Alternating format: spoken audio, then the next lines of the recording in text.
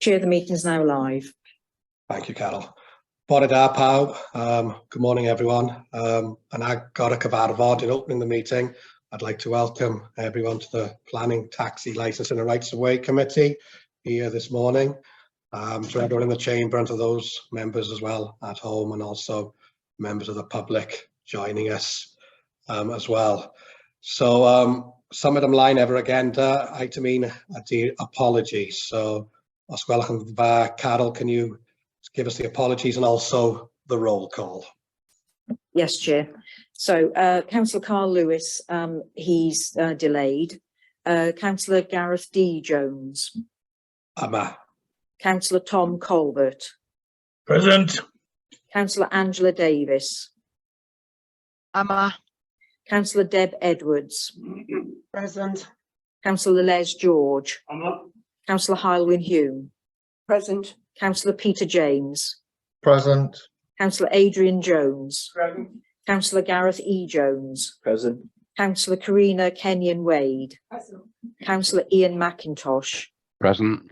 Councillor Jeff Morgan. Present. Councillor Gareth Pugh. Councillor Edwin Roderick. No. Councillor Gwynfor Thomas. Good morning. Councillor Elwyn Vaughan. Yma. Councillor Jonathan Wilkinson. Present. Councillor Hugh Williams. Yma. Thank you, Chair. And there are officers present that the Chair will introduce as we go along. Thank you. Thank you very much, Carol. Yeah, as highlighted, our chairman, Carl Lewis, isn't with us at the moment. He's been held up, but hopefully he'll be with us in a short period of time and will take the chair from the chamber in due course. Yeah, nesaf ar agenda, minutes of the previous meeting. Hopefully you've all had a chance to read these. The minutes of the committee held on the 22nd of February 2023. So I'm looking for a proposer and a seconder for their accuracy, please. Councillor Elwyn Vaughan, diolch yn fawr, Cynghorydd Vaughan, and Councillor Deb Edwards as well. Thank you very much. Right, rights of way, Carol. What can you talk me through? What are we happening here? What's happening with this rights of way report? Chair, we've got, so it's the rights of way, which is item 4. We've got Mr. Graham Taylor, who's the chair of the Local Access Forum, who will speak to the report. But you need to take item 3 first. Item 3, declaration of interest. Way. Right, item 3, to receive any declarations of interest from members relating to the following item. Powys Local Access Forum Annual Report 2021 to 2022. Councillor, I'm sorry, I can't see who's that. Councillor Angela, please. Angela Davis. Yes, good morning. Thank you, Chair. So my interest is that 2 of the locations mentioned in this report are in my ward. Nothing closer than that, just geographic. I'm sure that's okay. Well, can I ask Colin just to give his thoughts on that, please? I'm sure you'll be right. It's a report for information. Members aren't going to make any substantial vote. No. Sean's nodding. So yes, you're all right, Councillor. Thank you very much.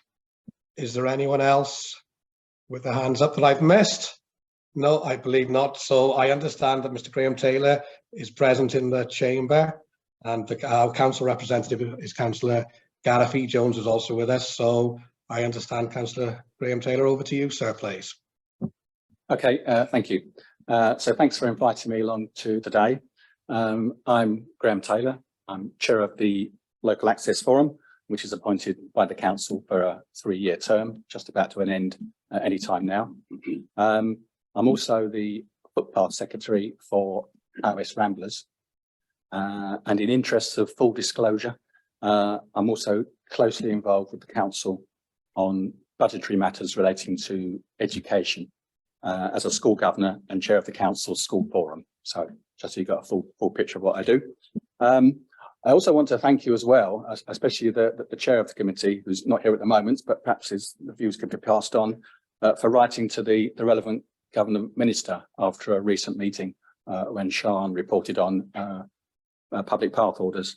And he wrote to the government minister to say, we need more money, and can you please cut the red tape in all the work you do on changing a definitive map. I've also seen the response from the government minister, which says we're kicking the finance ball back to the council, but making some reasonable comments about trying to stop the bureaucracy around changes to definitive map, which I'm sure will be a help if that does come about. So I just want to do 4 things today, quite quickly. First of all, I want to draw attention to the main parts of the annual report, which have been circulated. I won't spend too much time doing that because you've had a chance to read it already. Secondly, I want to answer any questions you might have about the report. Thirdly, and I think probably most importantly, I want to offer some thoughts about what you might be able to do as a committee, what you might be able to do as individual county councillors to help transform access to rights of way in Powys. And the final thing I wanted to do, and this is also important as well, is to thank Sian and her team for all the work that they do in improving access to the countryside with the very, very limited resources they have at their disposal. The Local Access Forum and Sian don't always agree on priorities and other matters, but what can't be denied is the considerable efforts put in by council officers to make the best of the limited resources they have available, at the same time as trying to scratch around finding money from other resources to actually supplement the budget. So it's really important to recognise that work from a very overstretched team. So that was the 4th thing I want to mention. I've done that one. Going back to the highlights from the report, I came along to this committee about 18 months ago with a similar report, and the committee noted the sort of parlous state of the rights of way in Powys, and it prompted this committee to ask the cabinet member at the time to come back with a proposal to address that issue. Nothing's really been forthcoming since then, frankly. It's very sad that the situation hasn't improved, and in some respects it's actually now worse. When I came last time, I talked about 8,000 outstanding reports of problems with rights of way reported by the public. That's now gone to 5 figures. It's more than 10,000 in the last 18 months or so. So that's a lot of problems. Now, clearly, as I mentioned earlier, Sian and her team are doing as much as they can with this. But what's been happening is other issues have been coming up, and they're just simply getting added to the existing list of things. And I wanted to give you an example. In 2019, I reported 2 padlocks on pedestrian gates in Rullan. They're still there, which means that legal threat of right of way is not available to people who can't climb over that gate. And that cuts out a lot of people who have mobility issues, people in, pushing pushchairs and so forth. Real problem.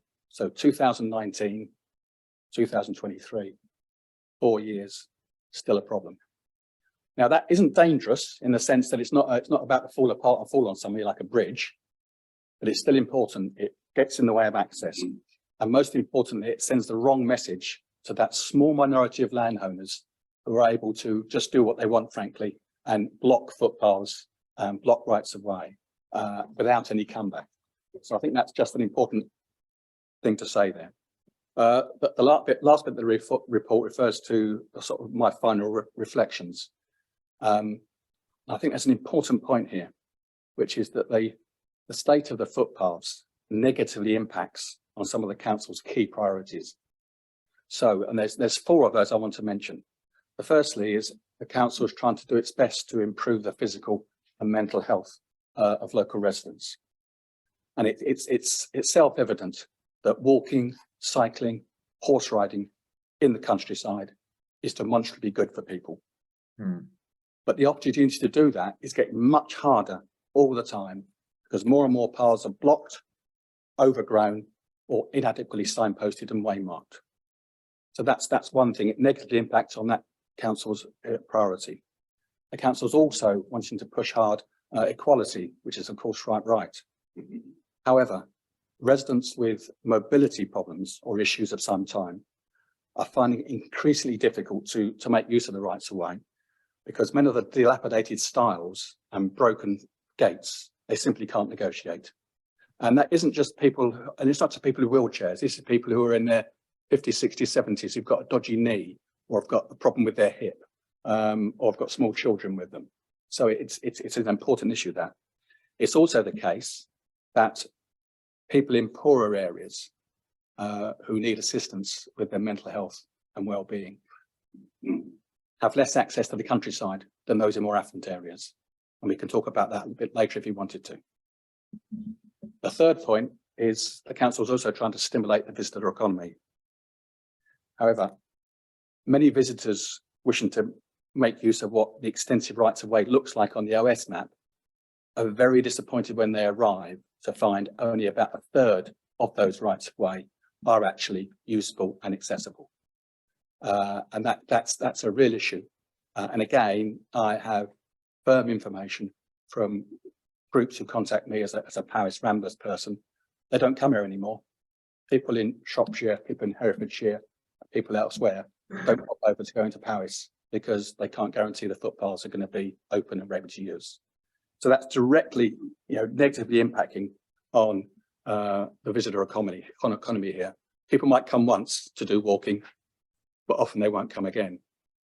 And actually, this is a big missed opportunity because everybody was seen during lockdown all the crowding around Snowdonia, and people saying, well, actually, to go somewhere else.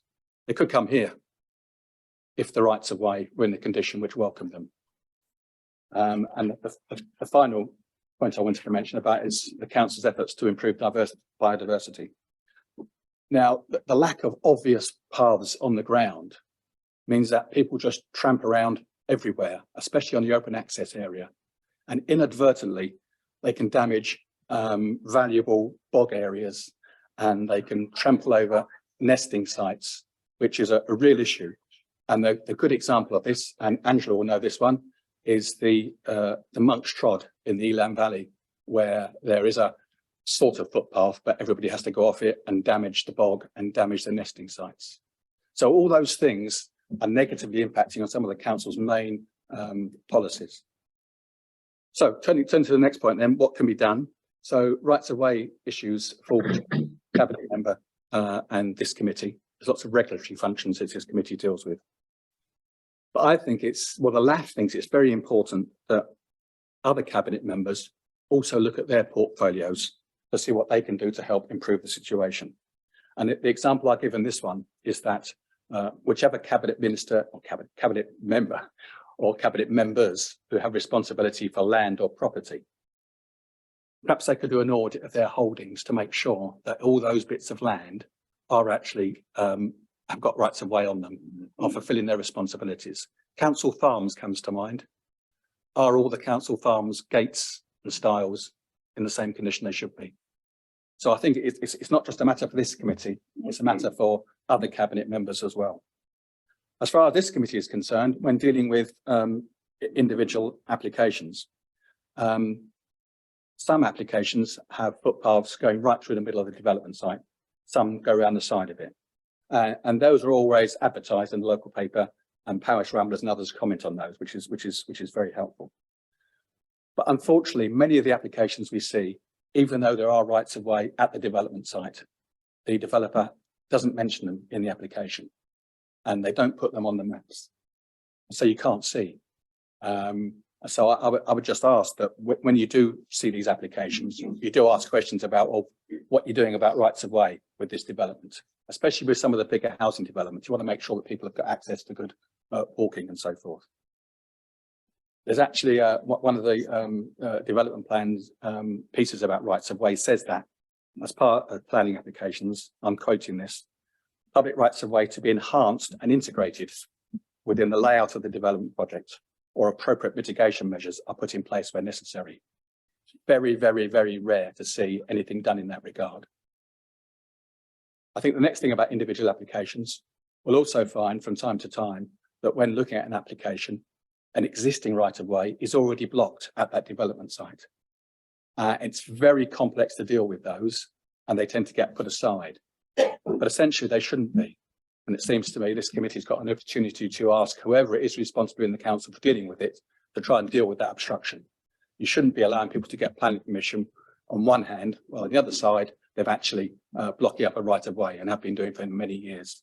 That doesn't happen all the time, but it does happen. I think one of the most important things for me is that We know, don't we, that there's lots of wind farm applications coming along, and whatever the rights and wrongs of that people have, clearly most of the companies are talking about making lots of community benefits available to local residents as a result of that. And the recent Radnor Forest ones have been talking about, you know, a 7-figure sum each year. It seems to me there's a real opportunity here to use a large portion of that for building the council's coffers to deal with rights of way, because they are, those rights of way immediately around the wind farms and nearby could be enhanced with this money. So I think that's an important thing to bear in mind. And the last thing for this committee is that, of course, the local development plan is being redone and new ones being produced. And I would ask that the existing references to rights of way in the plan are reviewed to see whether they've actually had the effect they were desired to have in the first place, and then to put in new rights of way provisions in the new development plan. So as far as the council is concerned, as individuals and as members of other committees, I think it's really important to press for a transformation programme around rights of way. I mentioned at the start, I'm involved in education, and a few years back, the council invoked a transformation programme for education. We need something similar for rights of way to actually change the way we do things and improve it all. A mechanism for doing that could be a review of the current right of way improvement plan, which is halfway through it, well, nearly halfway through its 10-year span. It could also, of course, form part of the reimagining exercise the council's about to embark on, how the council looks in 4, 5, 10 years' time. Rights of way should be included in that. I also think it's helpful for members to involve their town and community councils to get more actively involved in rights of way issues. And for example, local town and community councils can use their networks to encourage landowners to look after their stiles and gates, and to have little campaigns on user responsibilities to try and make sure that people don't use their blue poo bags and leave them on the wall or leave them on the fence, which of course people do, as we know.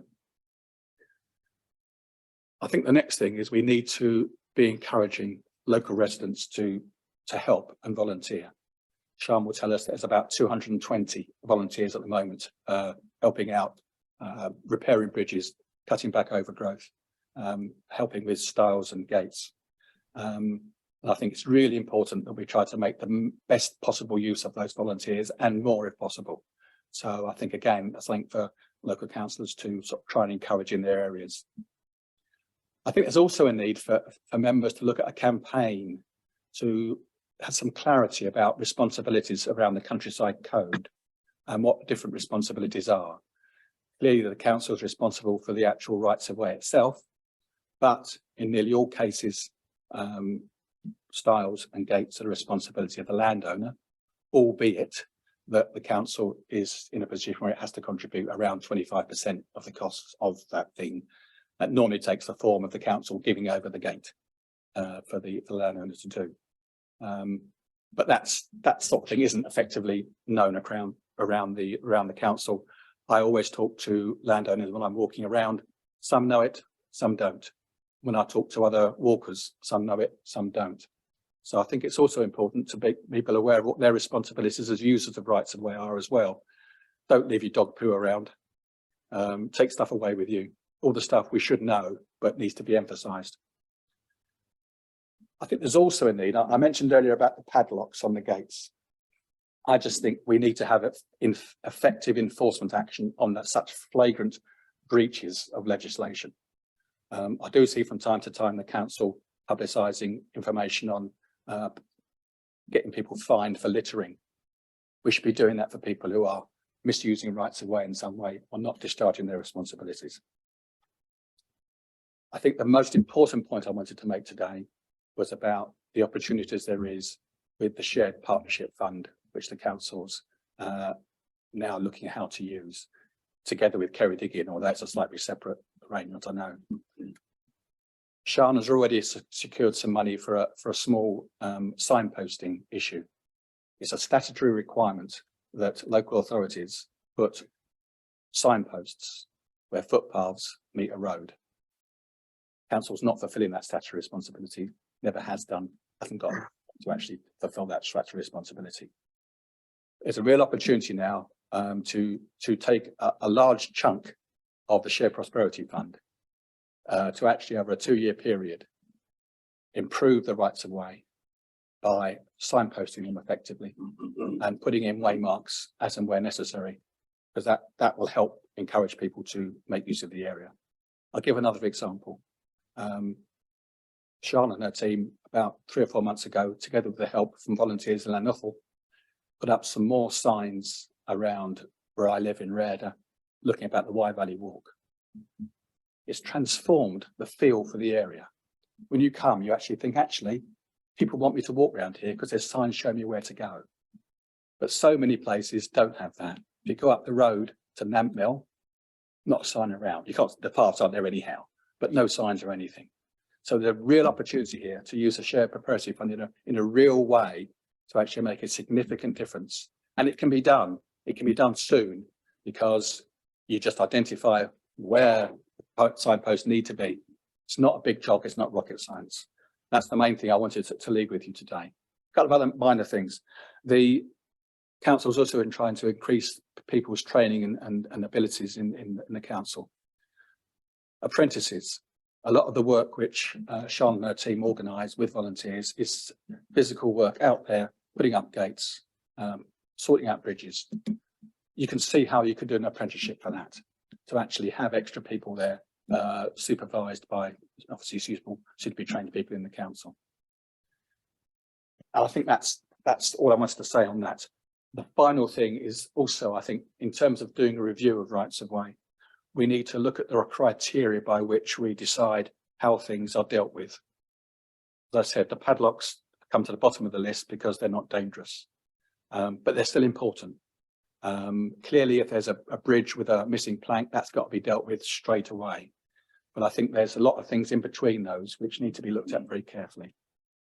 And my final comment before inviting any questions is that there's some statutory Welsh guidance on rights of way, which says local authorities should ensure that sufficient resources are devoted to meeting their statutory duties with regard to the protection and recording of public rights of way, and that the rights of way network is in a fit condition for those who wish to use it.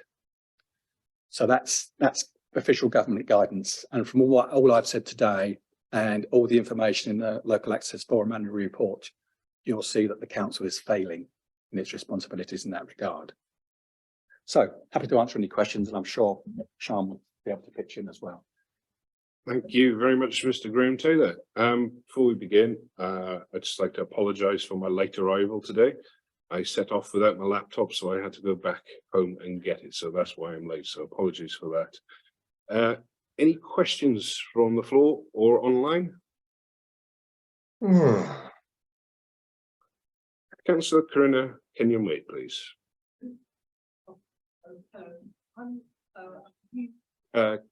Councillor Corina, could you use your microphone? I'm a new volunteer, so we've just started a footpath group in my area, and I'm interested in your suggestion that perhaps some paperwork could be done by volunteers. I've got a retired friend who's a solicitor. Is that the sort of help you're thinking about? Yes, it is. And there has been some discussions with Sian about how that might be done. But you're right. I know a number of people who are probably now in their late 70s who can't do the work anymore in terms of physical work, but they're still very interested and keen and can work at their laptop and work at their computer and do stuff. So that is being investigated. I don't know if Sian wants to mention anything about that. Yes, we have identified an opportunity where volunteers could be enormously helpful in helping us to input information about all of the valuable work that's being done by volunteers into our database through a web-based portal. And we've set that up for data protection reasons so that no personal data is pulled through on it, which means that our volunteers can help us with that quite readily. We're rolling out the training for that starting the next few weeks, in fact. So that's something that our volunteers could really, really be helpful to us in doing, because it does take up quite a lot of officer time. Could I please ask a further question? Would they be able to help with the definitive map modification orders at all? That's a good question. And this is probably one of the things which Sean and I disagree on. And I know there's clearly some confidentiality issues around this, but you had a report a couple of meetings ago about the number of public path orders there are outstanding. And there's also about 10, 15 PMMOs also outstanding.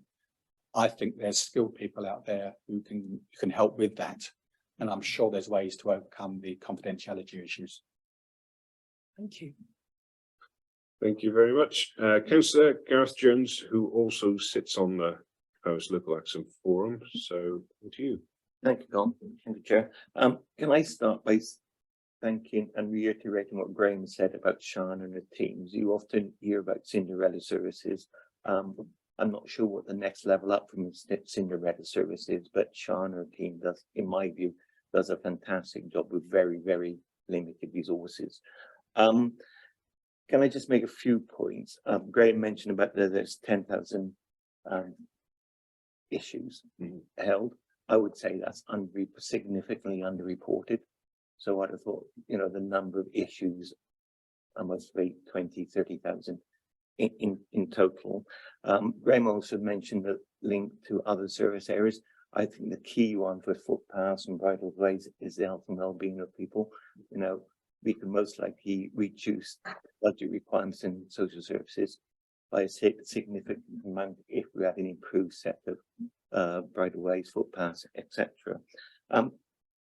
I again welcome the shared prosperity funding that we've got for signposting, but I would actually also link that, and I think we need to work to actually expand that. For example, in my area, we have Llewellyn's Cave, which is where Prince Llewellyn supposedly spent his last night before being killed in Bilswells.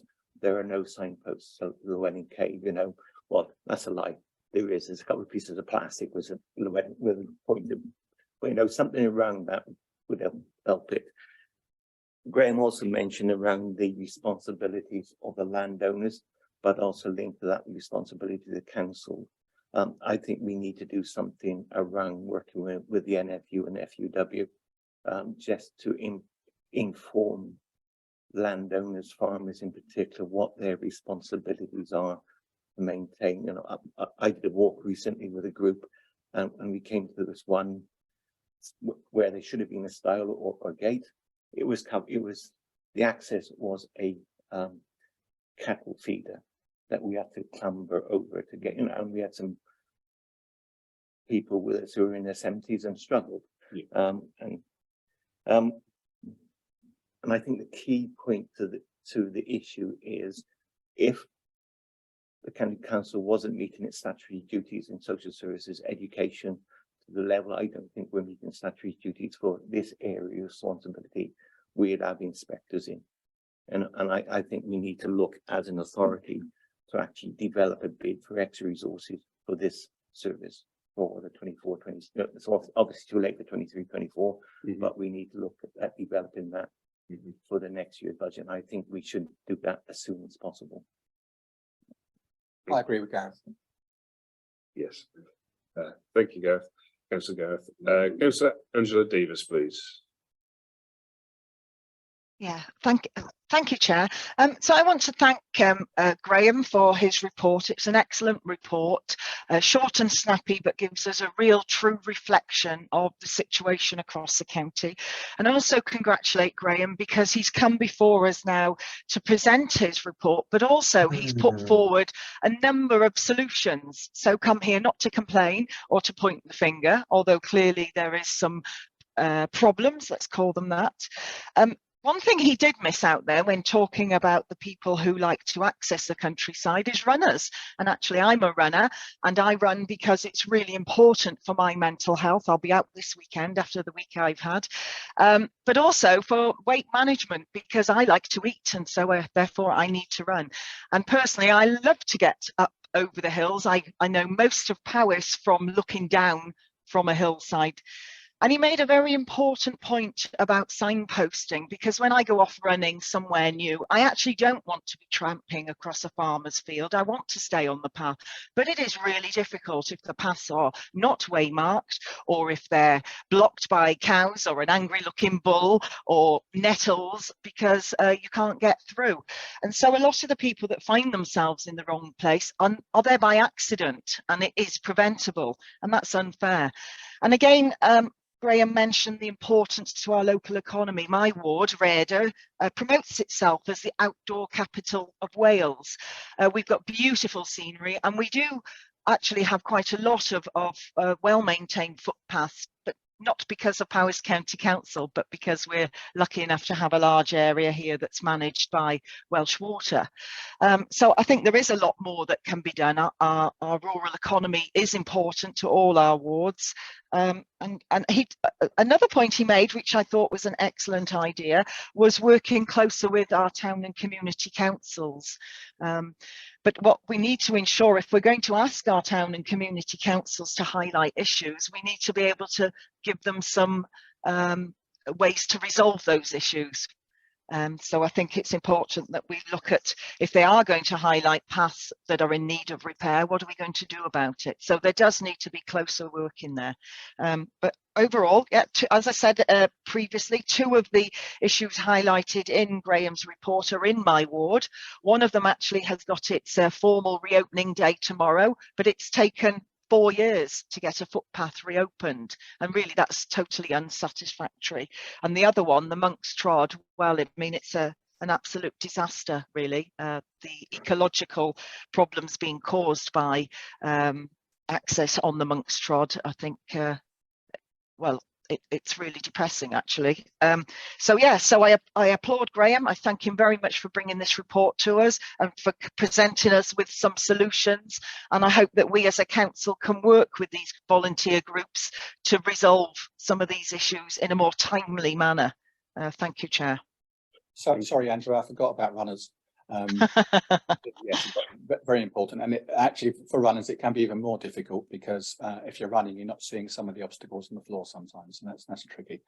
In terms of town and community councils, literally in the last day or two, the Open Spaces Society just published a guide for town and community councils about what they can and, importantly, what they cannot do. And there's some things which they can do on their own, and in support with the council as well. So yeah, Open Spaces Society guidance just issued. Thank you, Graham. Thank you. Councillor Hugh Williams, please. Yes, thank you, Chair. And again, I'm going to start by thanking Graham. It's a really punchy report, and I liked it, to be honest with you. There's much in what you've wrote and what you've said today. As a hill walker, I'm out every weekend myself. I recognise what you are saying. And I just applaud you put it on paper for us to consider. But I will also definitely wish the Countryside Services team the best, because they are working with reduced resources. In many instances, they are scrambling for resources. That's the only thing I would say. Much of what I would comment on otherwise has been said, but I will emphasise that I live in Ashton-on-Ice, and during COVID in particular, these footpaths around here gave an opportunity to people to get out. It was very much a well-being issue. Their significance, their importance, giving access to the hillsides from the valleys was crucial. The only observation I would make is what Angela finished with. The length of time to bring some of these paths back into order is incredible. That is, again, probably due to a lack of resources. I won't mention anything in particular, but I will just mention that some take absolute years to sort out, and it's a very frustrating time, no doubt for the Countryside team, but particularly for local residents. But Graham, thank you. Diolch yn fawr. In some cases, it's not years, it's decades. It is decades in this area, Graham. I can promise you that now, but I didn't want to say that. Opencast has got a legacy in this area. Indeed. Thank you very much, Councillor Hugh. Councillor Karina, can you wait, please? I just wanted to say, I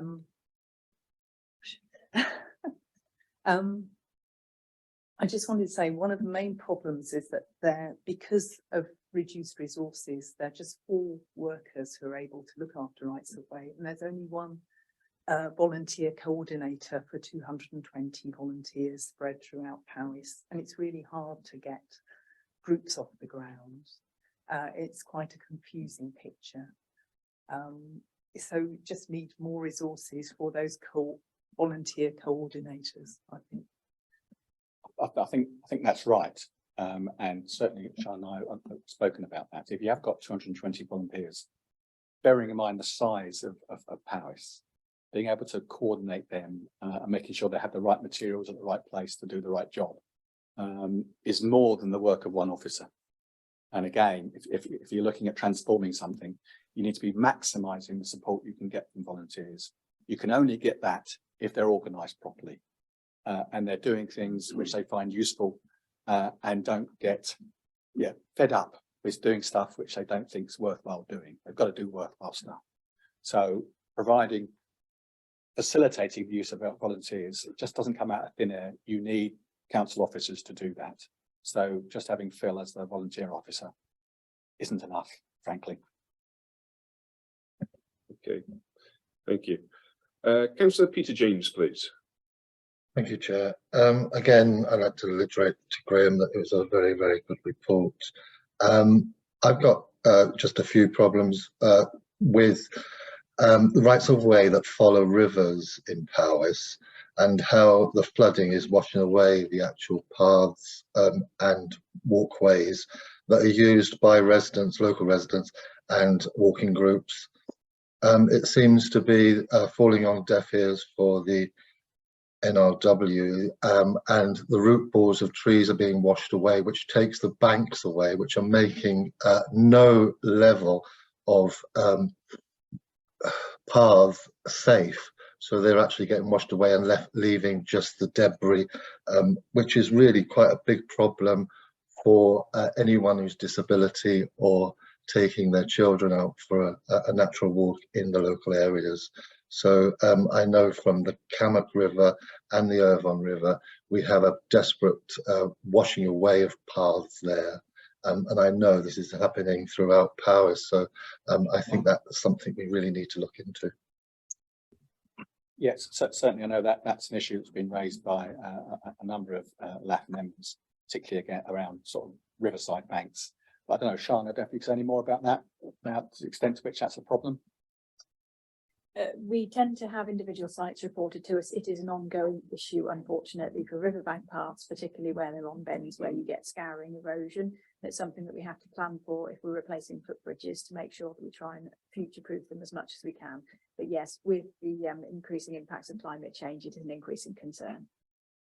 And you mentioned NRW, National Resources Wales. The Local Access Forum does get consulted on the forest resource plans which they produce from time to time, and in making those comments on those, we always talk to them about how they can maximise the use of both rights of way but also permissive paths in their areas. Sometimes they pay attention to it, sometimes they don't, but certainly there are some places in some of the NRW forests which have very, very poor rights of way. I think it's the latter in some cases there. Thank you. Thank you very much, Councillor Peter James. When it comes to that, Sean, does your legislation supersede NRW's legislation when it comes to waterways? So if you've got erosion like Councillor James has alluded to, do you have legislation that you can say you can shore up that riverbank to stop further scouring, or? Not as such. Any proposed works need to have the relevant environmental consents. Unfortunately, the way that the law stands at the moment, if a public right of way is eroded to the extent that it goes into the river, although it remains on the definitive map, the maintenance duty goes as a piece of case law around that. Right. So it is an increasing risk. If we're doing work on riverbanks, we're still subject to the same flood consents and environmental consents as any other piece of work. Okay. Councillor Jonathan Wilkinson, please. Thank you, Chair. Thank you for your report. I that you expressed your frustrations very clearly, and I sort of share some of those really. I had the portfolio for rights of way about 5 years ago for a little while, and it's really disappointing to see that some of the issues that I was looking at then, including Monk's Trod, are still issues and hardly resolved really. And it's also frustrating to hear that you've got some landowners who are locking gates willfully, blocking rights of way, and those are not being dealt with. And I presume that's a matter of resource, Sian, and the lack of enforcement is down to that more than the lack of will to do it. Is that right? That is correct. Yes, it is simply down to officer time, because enforcement action has to follow a certain process. That process is not, it has to follow certain steps, which does take some time, and it takes a specialist officer to do so. So yes, you are correct. It's down to a lack of resources. Enforcement action is carried out, but it's carried out in line with priority projects, which we understand the frustration then if the matter being reported for enforcement is actually outside those areas. So it is down to resource, yes. Yeah. Well, I saw it firsthand, the work that Sian does with very limited resource, with a sort of shrinking team, and I take my hat off to them really and what they do try and do. But you're quite right, Powers has got a great story to tell, some beautiful scenery, people who want to see it, and anything we can do to make that easier, I would absolutely support. Your comments about some landowners, I'm a farmer, a number of farmers here in committee, and I have a network of footpaths, including Grindles Way on my farm, and we're very happy to see walkers, and they rarely, if ever, cause us any problems. And I'm happy to take that back to my union, the NFU, and you know, I think some of it's about education, and you know, and to pass that message on. But just add there about the reporting of problems, and Gareth said that you know, that 10,000 is clearly under-reporting, because actually a lot of people don't bother reporting anymore because nothing happens. But the Parish Ramblers, with my Parish Ramblers hat on, we could, if we wanted to, serve notices on the council requiring them to take action to do things. And if the council refuses, then it can go to the magistrates' court and they make a decision. But we don't do that. I've done it once, because I know doing it just involves a lot of time and effort and legal stuff, and we don't want to be doing that. So we're holding off. We're not insisting the council does things. That one case I did it for, problem still remains.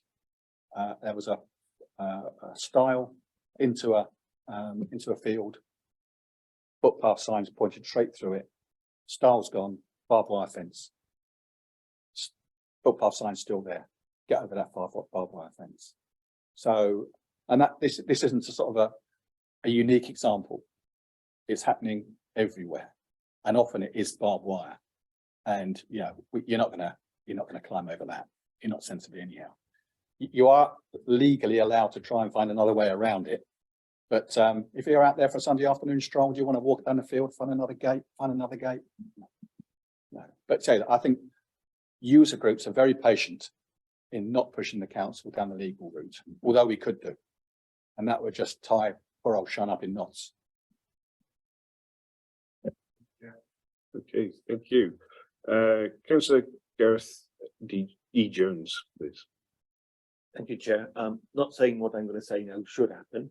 What's the comeback on Ramblers associations if they decided to cut barbed wire fences, you've got cutters to clear padlocks, etc.? Is there any legal comeback on them the landowner could take?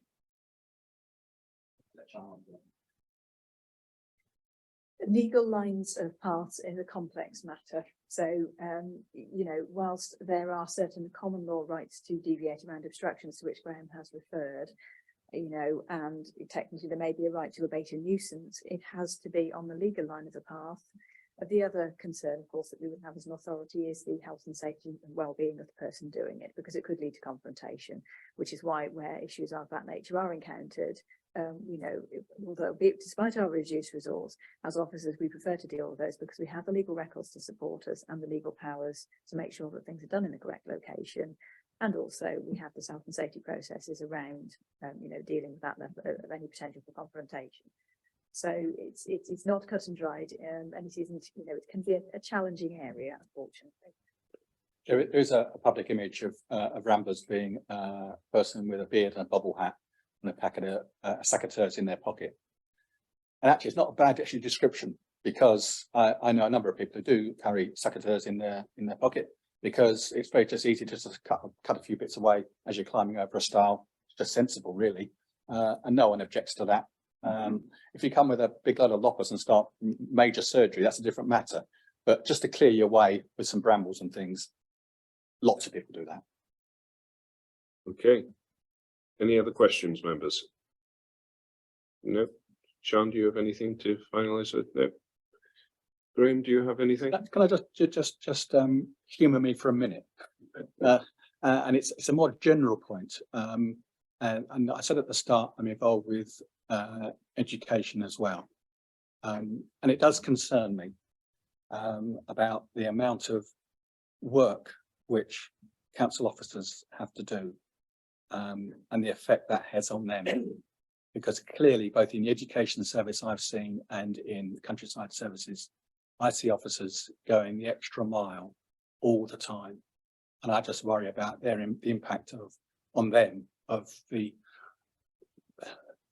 desire for them to do as much as possible with very limited resources. And I think that's not good in the longer term for the health and well-being of council staff. So that's just a general point about council staff I come in contact with. They're working so hard, and that must have an impact on their mental health at some stage. Good point, Graham Taylor. Thank you. Just like to thank you and your fantastic vice chair. He's a member of my community, for your year in office, and wish you well. Oh, one question from Jeff Morgan. Councillor Jeff Morgan, please. Yeah, I was just wondering on the signage issue, can local businesses not be asked to sponsor some signs and have the logo on it? And even perhaps some of the bigger businesses asked to put a couple of styles in or whatever, and the logo on the style? Would that be allowed? Or? That has been raised by Paris Ramblers very recently, and there's discussions with Sean about that, because in the same way you do see roundabouts sponsored, don't you, in various parts of the country. But yes, it's whether Sean wants to mention that at all. It's been discussed, isn't it? It's something we're looking into, yes. Good point, Councillor Jeff. Okay, thank you very much, Graham. Thank you very much, Councillor Gareth, as well, for serving on the LAF.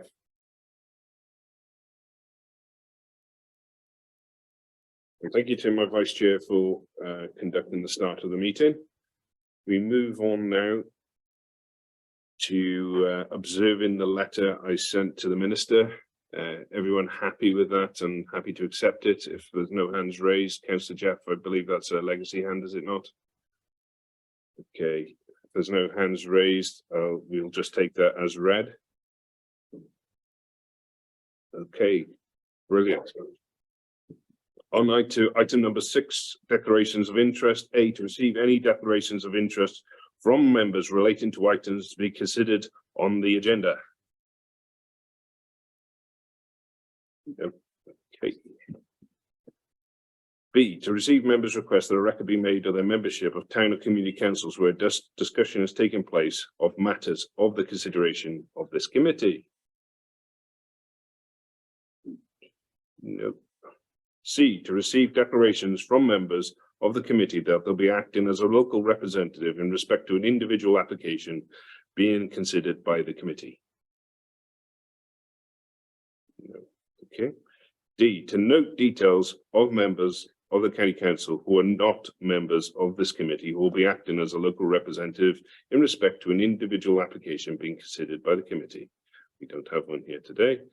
Before we get into planning proper, I'd like to welcome our portfolio holder, Councillor Jake Berriman, to the committee today, sitting at the back there for your information. Item number 7, which is the updates. Has everyone had time to read the update that came through yesterday? If anyone hasn't, I'll pause. Okay, we can proceed.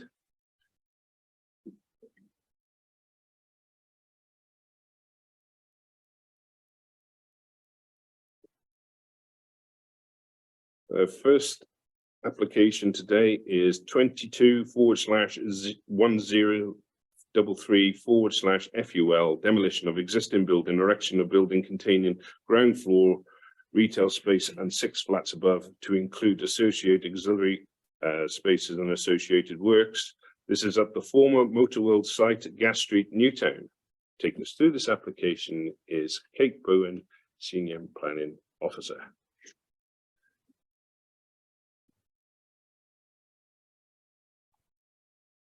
Thank you, Chair. Good morning, members and members of the public.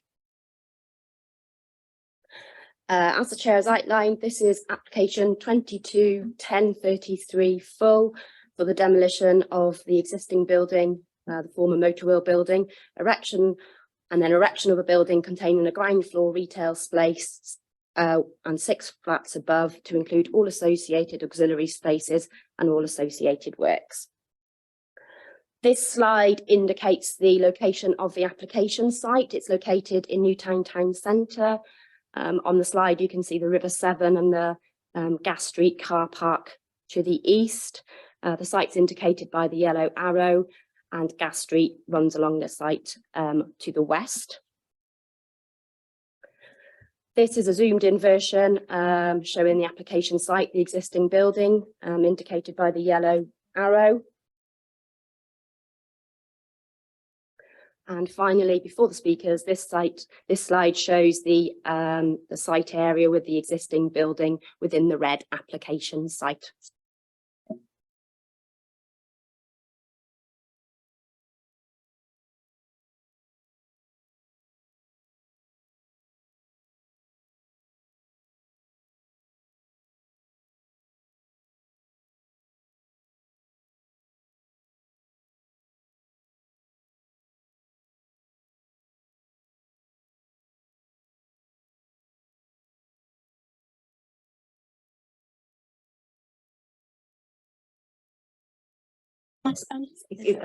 Yeah, I prefer to stand.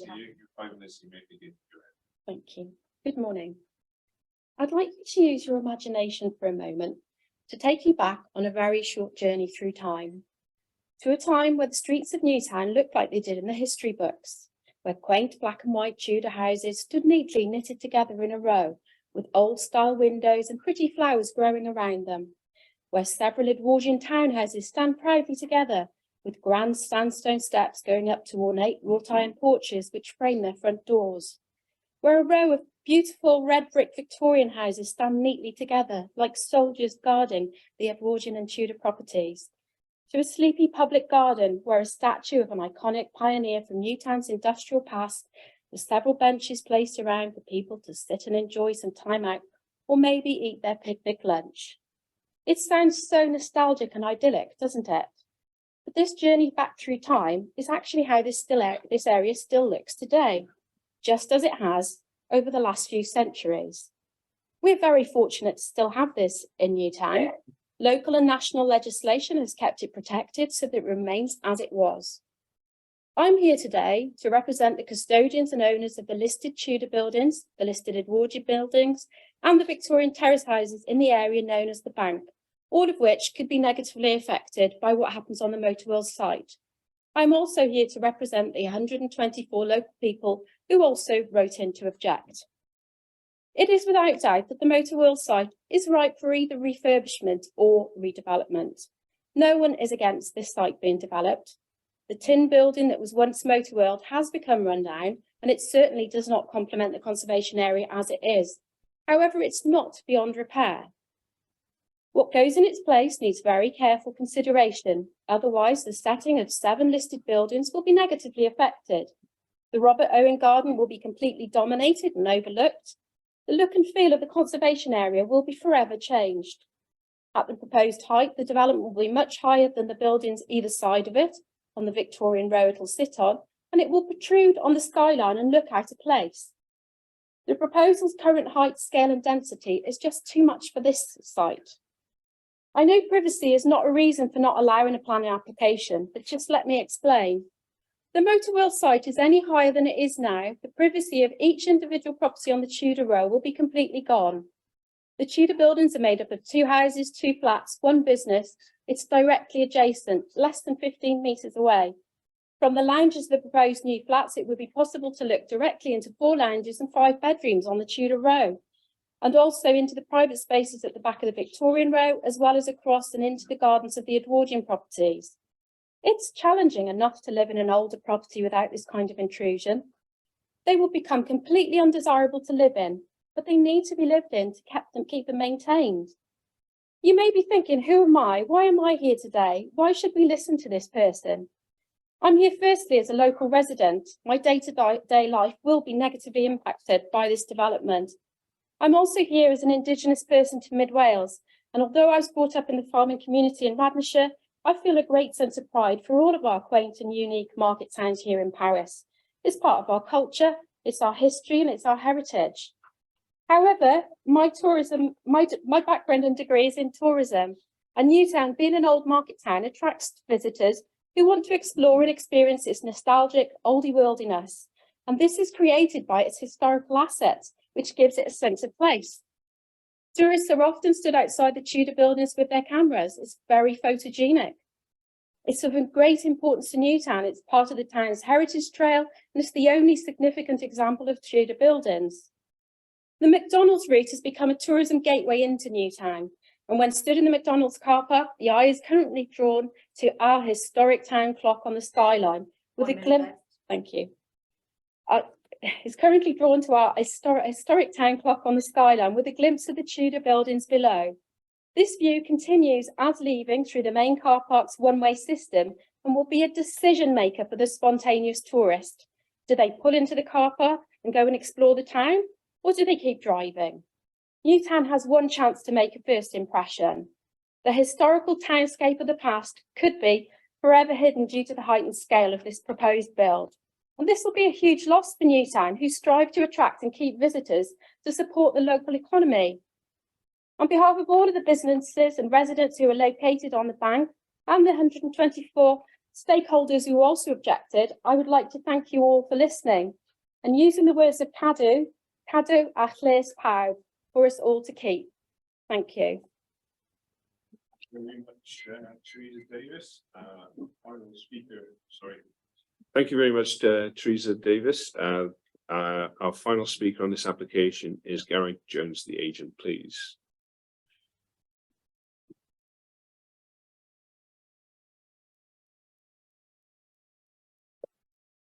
Mr. Gareth Jones, you have 5 minutes and you may begin when you're ready. Thank you very much.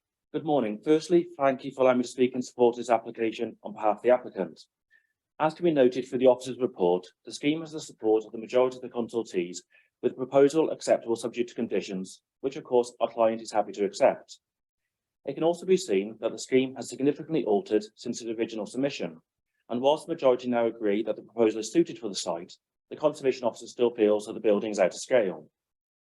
Whilst we recognise the importance of the role of the Conservation Officer for this site, we disagree with his interpretation and his comments.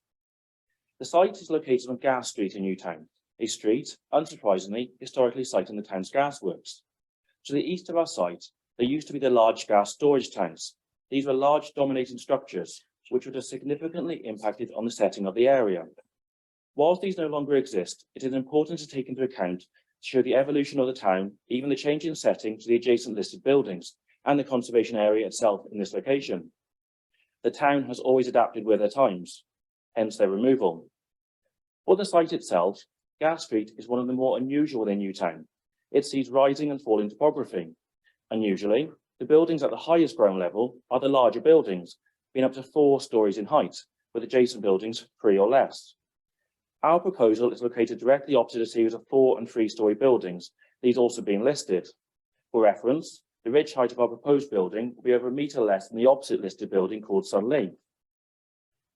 It is mentioned that our proposal is out of scale for the area, especially when viewed from the Robert Owen Memorial. However, these comments appear to be short-sighted and ignore other buildings directly adjacent. There are buildings within eye line of our site and of the memorial which are taller than our proposal. These include 14 buildings by the Cenotaph and the Red Cross building, which are the immediately obvious ones. Furthermore, should you go up Shortbridge Street and Market Street, there are listed buildings or ones in the conservation area which are taller and more prominent than our proposal. Whilst it has been commented as part of the application, a recent planning approval for development was granted between the old flannel mill and the old courthouse for a 5-storey residential development. This was on a vacant site located next to a listed building and in the conservation area. The building as built is over a metre taller than the adjacent listed building. This seems at odds with comments on our application. In addition, or several years ago in the early 2000s, the original listed building at the junction of Market Street and Shortbridge Street was demolished to make way for a 4-storey building, nearly doubling its height. This as built is taller than our proposed building and in a much more prominent spot, and arguably does not enhance the conservation area. In basics, our proposal is 1 storey higher than the current building on site. That is all. It is not a monstrosity as claimed by some.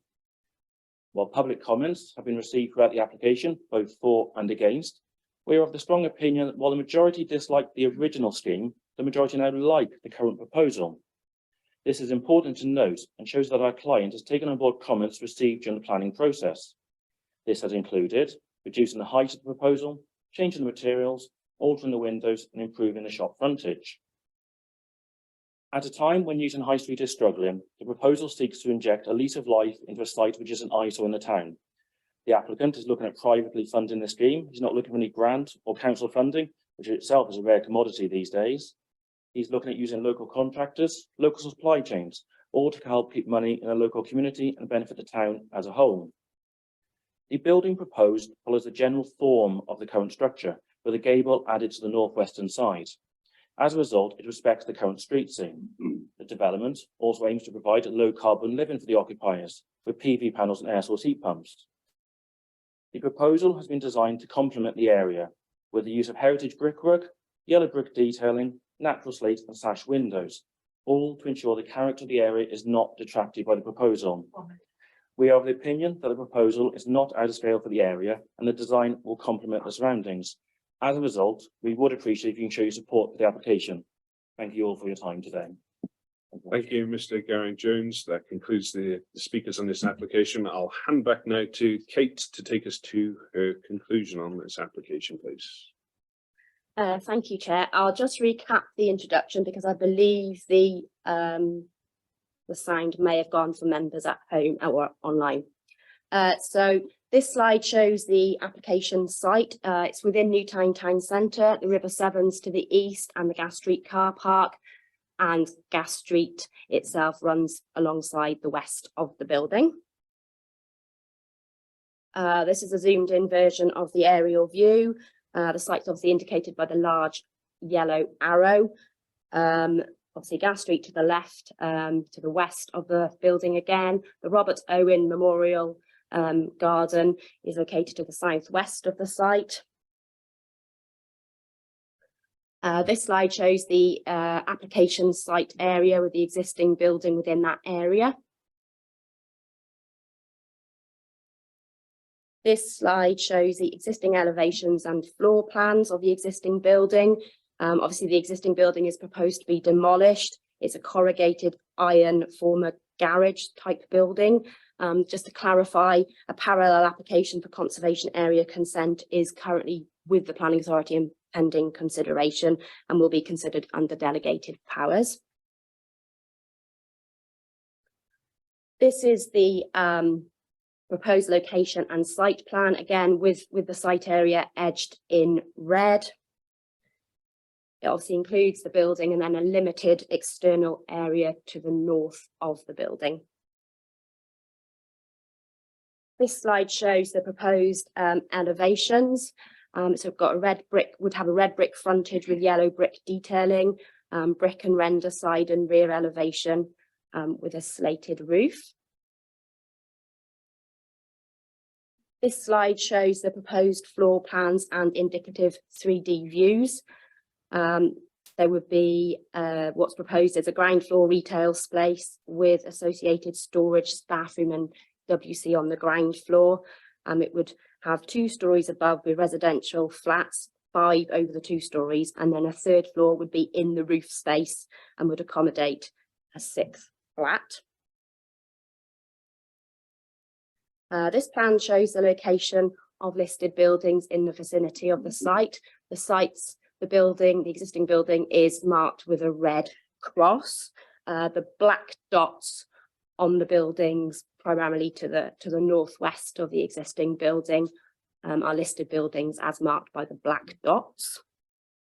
The bank group are listed buildings, which is referred to in the report, and the Natural Health Centre are the three in a line indicated by 16 with 3 dots, and then the separate one, the Natural Health Centre to the northwest of the site.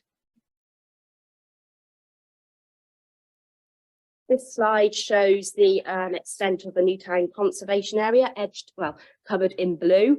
Obviously, again, the application building is marked with a red cross. So obviously the site is at the eastern edge of the conservation area.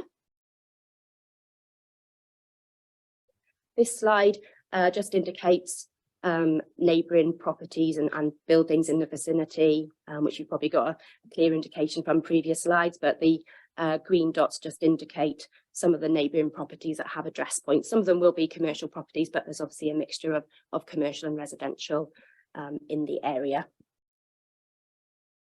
So this is the existing building, the former motor wheel building to be demolished. And again, this slide is the site seen from the southwest, with the Robert Owen Memorial Garden and statue in the forefront. This photograph is taken from Shortbridge Street. So Gas Street is leading from Shortbridge Street, with Motor World on the right hand side. The listed properties, the timber frame buildings, can be seen in the background there, and also on the left hand side of the picture behind the Memorial Garden is a Natural Health Centre, again a listed building. This slide is taken from the east, from the car park. Obviously it's the rear of the existing motor wheel building, and through the gap you can see the listed buildings in the background there as well. This is just taken a bit further up in the car park, just so it's square on to the existing building. This photograph is taken from Gas Street to the north of the building. The existing building is just poking out where the black arrow is pointing down towards. You can just see the roof and the edge of the building there. Again, the timber frame listed buildings are on the right hand side of the photograph.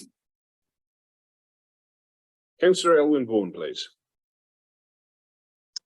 Diolch, Cadeirydd. Thank you. Well, I must say in first instance, I'm quite frustrated with this application, to be honest with you.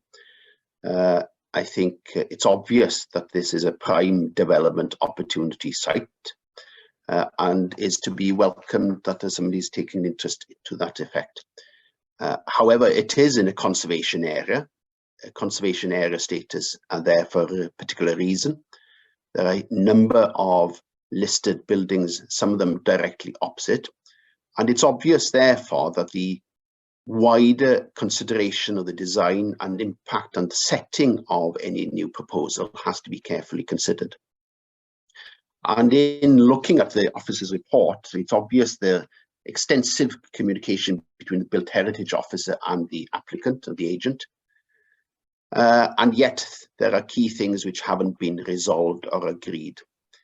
And that is the matter of immense frustration. And in many ways, this application, I feel, should never be in front of us today. My advice to an agent in this sort of context would be work with the Built Heritage Officer to resolve such matters before they come to this committee, because it's merely a waste of everybody's time and effort, I suggest. And it is for that reason that I will be moving, Chair, that we accept the officer's recommendation as presented today, and urge the agent to work with and take note of the Built Heritage's comments. Diolch yn fawr. Diolch yn fawr iawn, Councillor Elwyn Vaughan. Next of our speakers is Councillor Hywyn Hugh, and we do have our Built Heritage Officer with us in the chamber today, Mr. Sam Johnson. So if any questions you want to put to him, please do. He is here to support today. So please, Councillor Hywyn Hugh, please. Yes, thank you, Chair. like Councillor Elwyn, I'm equally frustrated with this report in front of us today. And I want to make one comment, which is about the quality of the submission. And it is not good working practice, and this quality of submission cannot continue. We know there's an issue with agents' submissions, and standards must be raised going forward. And I urge Peter Morris as head of service that at agents' meetings that this is addressed and addressed as a matter of priority. And I don't know whether when planning officers take on board an application, whether you have in your powers, Peter, an opportunity to reject it and refer it back to the agent for greater detail and clarity on some occasions. Bring Peter. Yeah, thank you, Councillor Harwin. Hugh, we're certainly trying our best at the moment, working with agents to seek more front loading of applications, as we're calling it, to make sure that what comes in initially is of a higher standard. So I know with this one, certainly the Built Heritage Office has been involved several times, and there is a way forward here. I think there is. I think we are doing agents training around this to try and support and see that overall improvement. I probably don't want to say too much more because I don't think it's the right committee to discuss that. I think I'd just remind people we've got the committee, there is an application in front of us, so we have to determine that in line with current policy. Sorry, there was something else you said at the end that I just wanted to come back and I forgot what you said. Do you have it within your powers if one of your team comes to you to say this is... Sorry, yeah, that was the point I wanted to answer that you made. The reasons why planning applications come to this committee are set out in the council's constitution. So in this instance, the local member called in the application, so we have to honour that request that the local member has made. So that's why it's here. We can always try and negotiate that away with the local member, that they can withdraw that into due course, but in this instance, that hasn't happened, hence it's here before you today. If I may continue, Chair. Indeed. I recognise from within this application that this is addressing a much needed housing need within Newtown, and is in line as well with the Common Housing Register, which is detailed in our reports. It's a level site, it's town centre accommodation, very desirable. And as we know, as a committee, we have in previous years approved higher buildings in Newtown, for example, the old Magistrates Court, the old Scouts Hut, the Bowling Club site, which is Powys's, and also Cleese Glenaravan in Newtown, which is the independent living accommodation, which I am aware does overlook bungalows. So there is, I identify the need, but going back to the content of this report. On page 43, the Built Heritage Officer, it's alarming to read this statement actually. The continual and significant amendment of a live planning application is not the correct way to design a development. To read that is absolutely appalling, and the fact that it has not been taken on board by the agent and applicant, I find very hard to believe, and I think it's just the wrong way to go about it. I'm also concerned about the conservation area and whether sufficient attention to detail has been given to, as the first speaker spoke about, the Tudor, Edwardian and Victorian design properties within that area. I'll leave it at that, Chair. Thank you. Thank you very much, Councillor Howard Hume. Next of our speakers is Councillor Angela Davis, please. Yeah, thank you, Chair. So looking through all the plans and the slideshow we've just had, in my opinion, the building being proposed is actually rather attractive and has already been highlighted that there is a need for this kind of building and this kind of accommodation in Newtown. However, my opinion mirrors that of the previous speakers. Just looking at the photo on the screen at the moment, we can see the 3 Tudor heritage buildings, and next to them is quite a tall building, and it does dwarf them. And we can see here the building, the cream building, Geraint Jones Solicitors, and the Motor World building as it is, sort of mirrors that building and sits there in situ. To put this building, no matter how attractive the plans are, in this location, just to me seems completely ridiculous. And I feel quite sorry for the applicant, Mr. Bryant, because he will have employed an agent in good faith to invest in this site, and I'm sure it's a business proposition for him. Surely the onus is on that agent to understand the planning restrictions and requirements for an area that he's putting in a plan. And I'm just really confused as to why an agent would proceed. If one was going to put a plan forward themselves, one would study the rules and regulations and requirements of the area in which you wanted to build something. And I just mirror what Councillor Heilwin has just said about the built officers report. This yo-yoing back and forth is no way to conduct business. We have officers who are extremely busy, and I can only begin to imagine the man hours it has taken to come to the situation that we are now. And there does seem to be a complete and utter reluctance on the part of the applicants or the agent to work with the council. And that's really not acceptable. So I am minded, as my previous speakers, to support the officer recommendation. Thank you, Chair. Thank you, Councillor Andrew. I'll bring Peter Morris in for a second, please. Thank you. Okay, thank you, Councillor, for raising those points. Again, I just want to reiterate the purpose of this committee is to consider the application in front of you and whether you consider it complies with or does not with policy as is. The process, I think we've all understood that there's concerns around the process and further amendments would have been possible, potentially. I don't want to focus on the process, though. I think the committee has to arrive at a decision based on policy. So I would suggest you don't pursue that line further. I think we've all heard and understood that. Okay, thank you very much, Peter. From that advice, Councillor Andrew, are you still happy enough to second the officer's recommendation? I am, yes, Chair, because the building, the height of the building is not in keeping with the heritage area. Thank you very much. Councillor Gareth E. Jones, please. Thank you, Chair. Just a couple of questions. I know from this photo on the screen at the moment that Gas Street is a rising street, so I assume that the ground floor level of Motor World site is lower than the ground floor level of the black and white houses in the background. Do we know what the ridge heights would compare in terms of height elevation? Sam, if you want to answer that.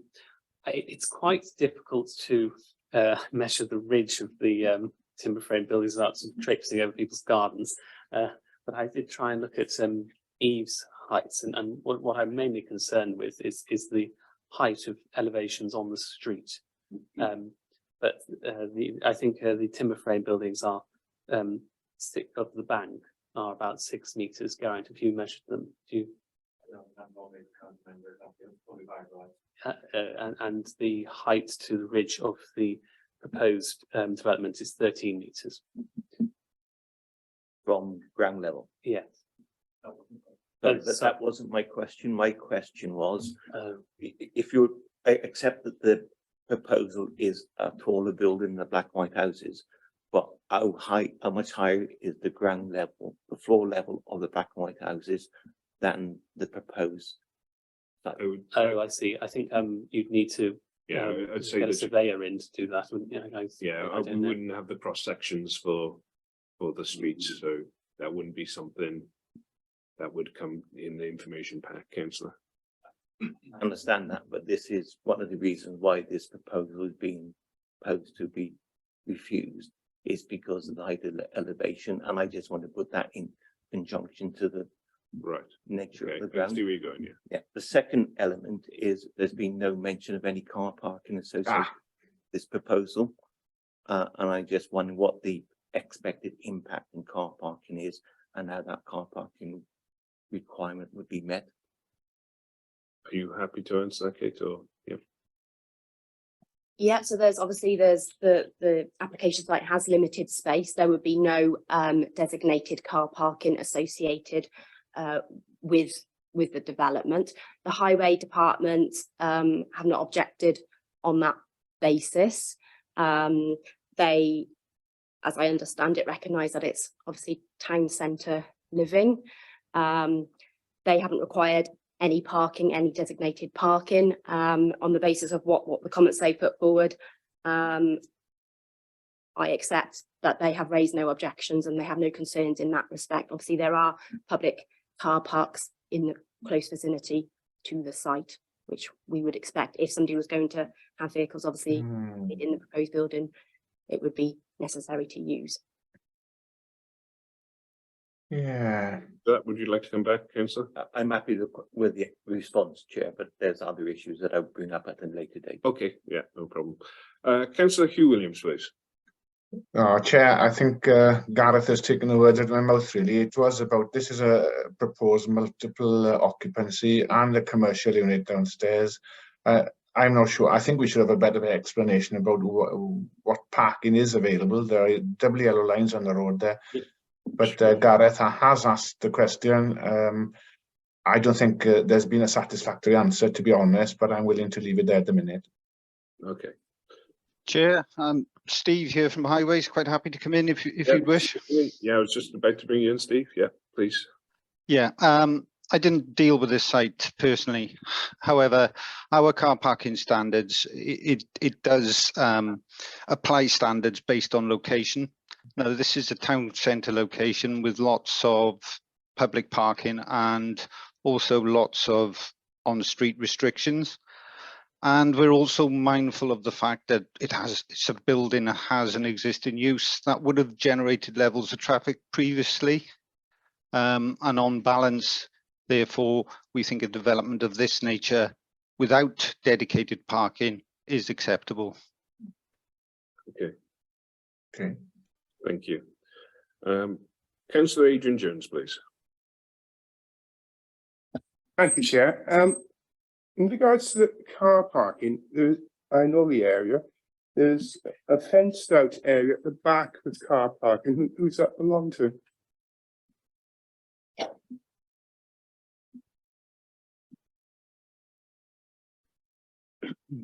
This is the location plan that's submitted with the application. The red is the application site. Normally, if the applicant owns other land on that plan, it is indicated with a blue line. There is no blue land shown, so it's not owned by the applicant as far as we are aware, but otherwise, unfortunately, I wouldn't be aware who does own it. It's just, well, I've been past there. It's marked out for car parking. Is it public or? If you move on to the slide there, Kate, you've got a slide, In the a fence. photograph of it. It's got galvanized fencing around it. At the back. That's it. Yeah. Yeah, I'm afraid I don't know who owns that land. And this- Obviously, it backs onto this white line here is car parking areas, obviously with the public gas street car park. Okay, thank you. From my local knowledge, this is not gospel, but I believe that the old occupiers Office Express owned certainly part of that fenced off area at one time. I could just also say I'm quite in favour of this application because the design and the drawings are very attractive in a modern way, but still in keeping with Newtown. And as Gareth has questioned as well, I know from, you can see on this photograph we've got up now, there's a building at the back, is very high, it's on a raised ground. And I can't imagine the ridge height would be on the skyline as high as that. You know, there's several properties that's behind the memorial that are quite high up. So I don't think it have an impact on the skyline. It certainly looks a lot more attractive than the Red Cross building you can see on the left in grey, which is 3 stories high. So overall, I think it's a very attractive proposition. Thank you. I believe the building that you referred to there is outside the conservation zone, is it not? The grey building, the 3-storey building. Kate, if you can get the map up. I don't know exactly. Yes, it is outside. That side of the street has been cut off. It is outside of it. Yes. Probably when they drew the conservation area for the reason of its unique height in that street scene, they cut it out. But when considering this, we're considering, you know, looking down Cass Street and the Robert Owen Memorial. Those buildings are behind you, aren't they? But it is in the general areas. It's like, you know, yards away. So it's yes. You see what I'm saying? Thank you. Thank you very much. As there are no other speakers, it has been proposed and duly seconded. Go along with. Sorry, Chair, I was a bit late pressing this. Sorry, Councillor Gareth. Yeah, can I just one for Sam? Page 43, you say there is an opportunity here to make use of a parapet. Are you saying that if that had been taken into consideration by the developer, is that the only thing that persuade you to recommend refusal? No, the idea is that development should come in and it should be acceptable or unacceptable, and then there may be minor amendments. Oh, I understand that yes. Predominantly you've designed this building through about 4 different processes. I try and be helpful where I can be, Absolutely. but you know, it's up to the agent to design the building. It's just a suggestion. I think that if you took that ridge off, it would probably be more in line with the height of the street. If you got rid of because it's so wide, by putting a ridge onto it, it becomes much taller.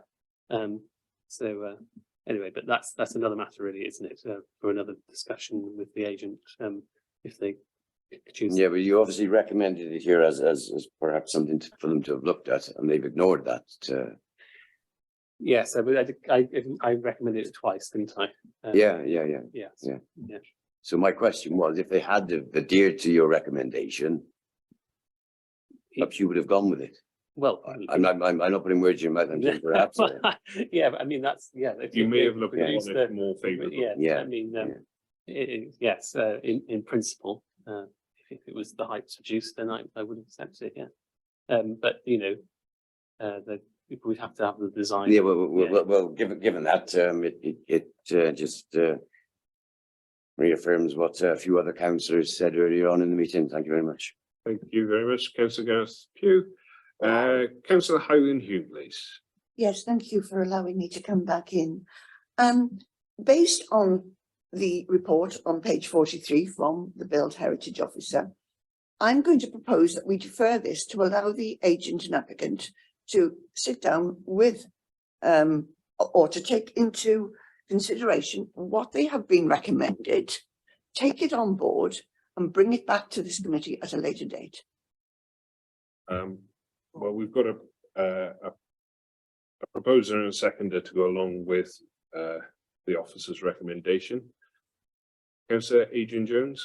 I'm just going to second it, Chairman. That what you're asking? Okay, we'll put the proposal for deferment first. Mr. Chairman, I'm the seconder for the proposal, but I would support that on the basis that I did say I actually think the build design is rather attractive. It's just the size of the building for this location. So if the agent were more open to discussions with the heritage officer and making those adaptations, I'd be more willing to support this application. Yeah, I would say on reflection on this, that comments have been made about the process with the agent and the officers. We have the information in front of us, members, to make a decision today. And it has been noted that the process with the agent and the officers wasn't up to standard. And therefore, I would be urging the committee to go along with the first proposal, which was to go along with officer's recommendation, but I'm in your hands. Councillor Angela, is that a legacy hand, or do you want to come back for another question? Sorry. Apologies, that's a legacy hand. I was looking for a way to help forward this progression, but I think you've clarified there what we've already said, haven't you? Thank you. Peter, please. Yeah, I'm going to end up eating my words here about process, aren't I? And trying to keep us away from process. Yes. We've spent a lot of time as officers already with this. So if it was deferred, what we're doing is spending even more time. I think if the decision went with the recommendation, we'd expect those discussions to come back and be had. But I'd certainly be charging my officer time for that. I don't want to say too much more about process. Indeed. Okay. Thank you very much. Councillor Elwyn Vaughan, please. No, you've said what I wanted to make, the point I wanted to make, actually. So I will go back to the proposer of deferment, Councillor Howard Hume. Are you willing to withdraw that, or do you want the process to go ahead for the vote? No, I want the process to go ahead for the vote, please. Thank you. Okay. And the seconder, Councillor Adrian, are you happy to go ahead with the deferment vote? Yes, I am. Right, okay. We will put that to the vote now shortly in the chat. There are 2 members here today who don't have laptops to vote, so they'll have a paper vote, if that's okay. And Carol will be round, or Peter will be round to collect those paper votes in. Thank you.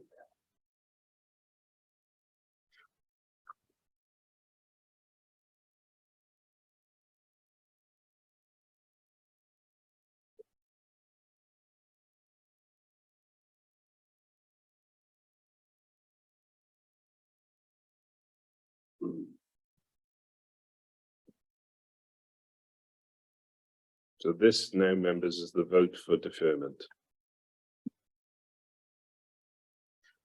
It's in the chat there, members, if you want to click on the link for those who can.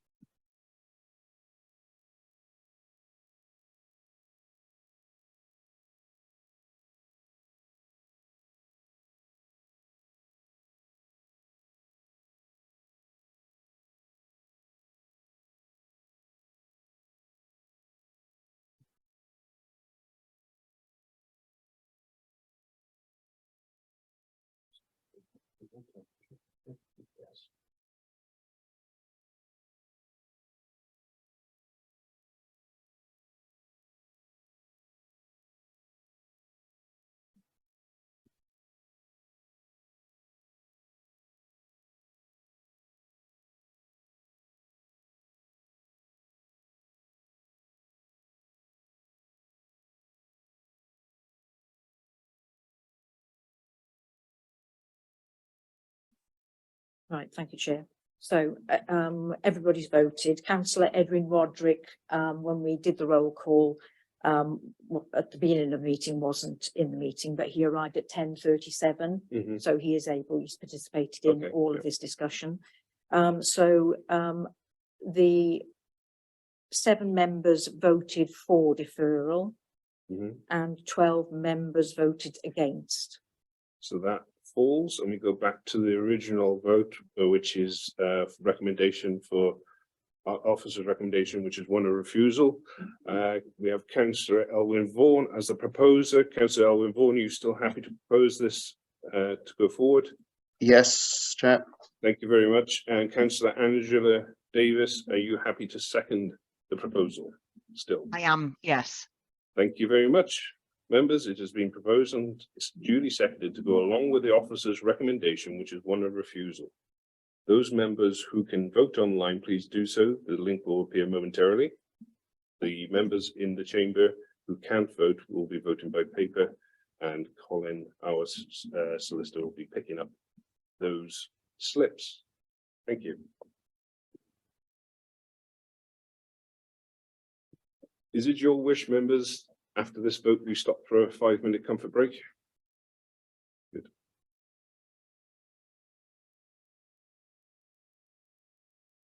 Chair, it's there now. It's there now, members. Thank you very much, Carol.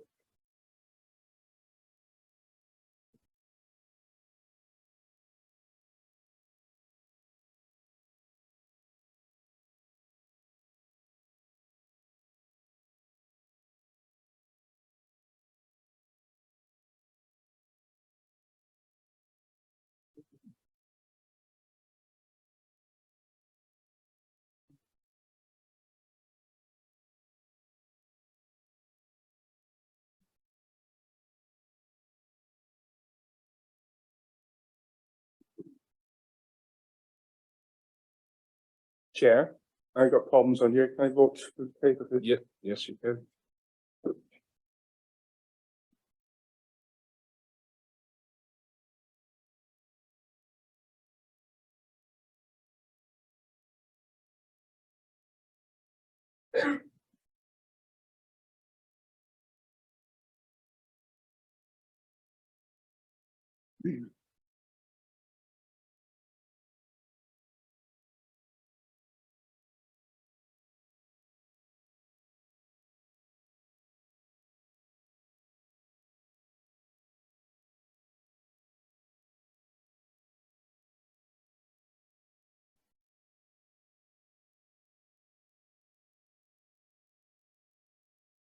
Yes. Yeah.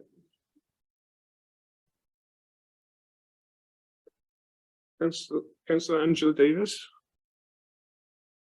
Chair. Just clarifying that you were seconding the proposal. Correct. Right. But you voted against on the form. No, I didn't. Oh, yes. Oh, right. Oh, gosh. Yes. Sorry. I want to vote in favour of the officer recommendation. Right. Okay.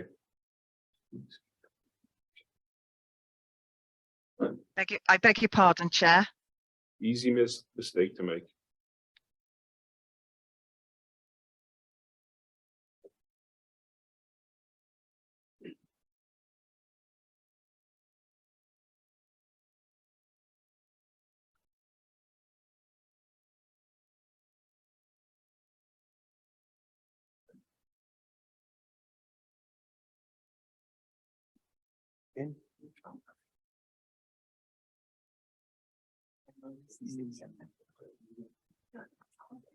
Yes, right. Yeah.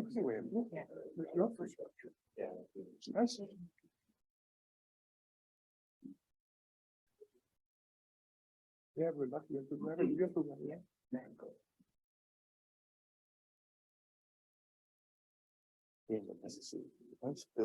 Chair, I just need a vote from Councillor Edwin Roderick, please. You've not voted on the form. Councillor Edwin.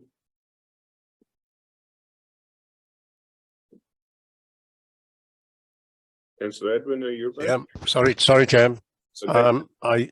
I think I've got my votes mixed up. Actually, I had voted on one of the ones on the screen. That was the first vote. This is the vote to go along with officer's recommendation of refusal. Yeah, I support. Okay, so you're voting for. Yeah. Okay, Thank you you for that clarification.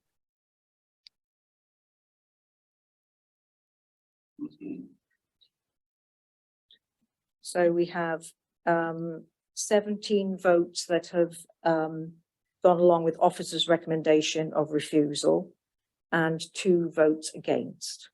Thank you very much, Carol. That meets with the officer's recommendation. We'll adjourn the meeting now for 5 minutes. Well, call it 10 minutes. We'll come back then at 12 o'clock. Chair, just go in front, mate. Having voted and she voted and sort of picked up the mistake. Was she classed as against or did you let her make an amendment? We made the amendment because she was the seconder. If that was anyone else, they would have to take the vote as it is. Yeah. Because she seconded, we picked up on it. Yeah. Okay. Members at home, if you could not leave the meeting and just take your screens off and mute your volume. Thank you. Back here at 12 o'clock. Thank you. Chair, I'll pause the recording as well. Thank you very much, Karen.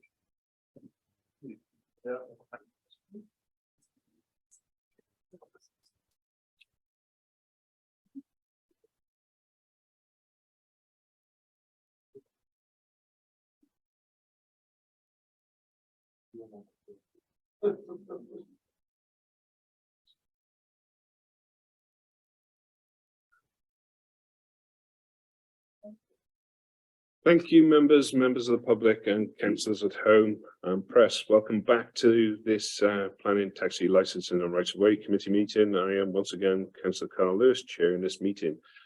Over to Carol now for a roll call, please. Thank you, Chair. So Councillor Carl Lewis. Present. Councillor Gareth D. Jones. Amma. Councillor Tom Colbert.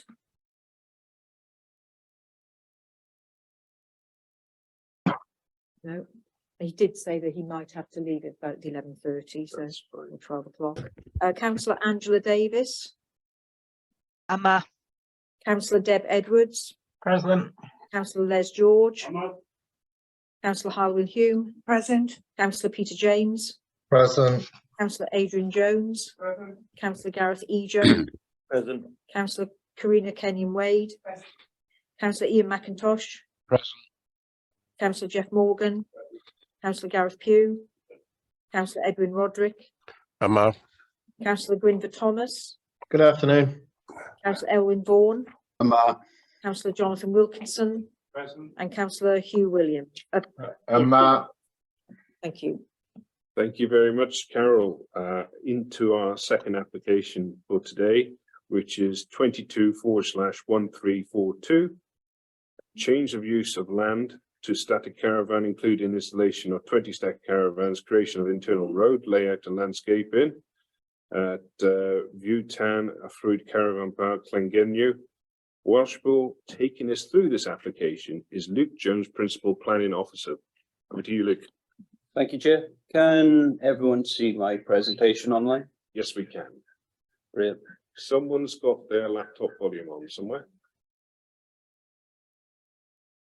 Just pause for a second, please.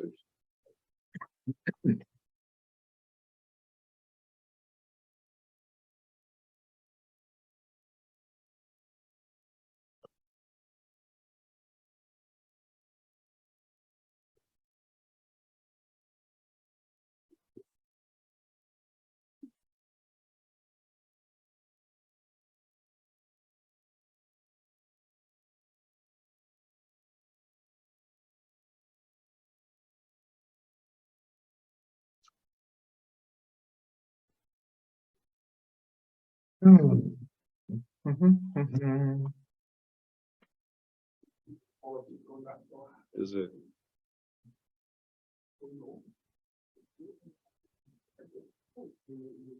Okay, please continue.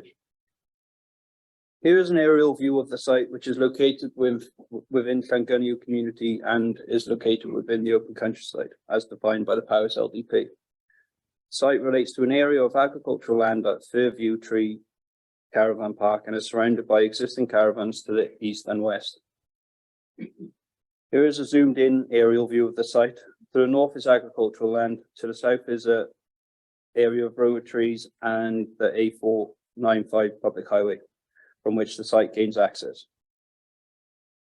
Here is a block plan of the site outlined in red, along with the flood evacuation route outlined in red. The caravan park currently comprises of 228 static caravans, and the proposed development would increase this to 248. I would now like to hand over to the chair for the public speakers in relation to the application. Thank you very much, Luke. First of our speakers is Mr. Glyn Watkin, Llangennew Community Council.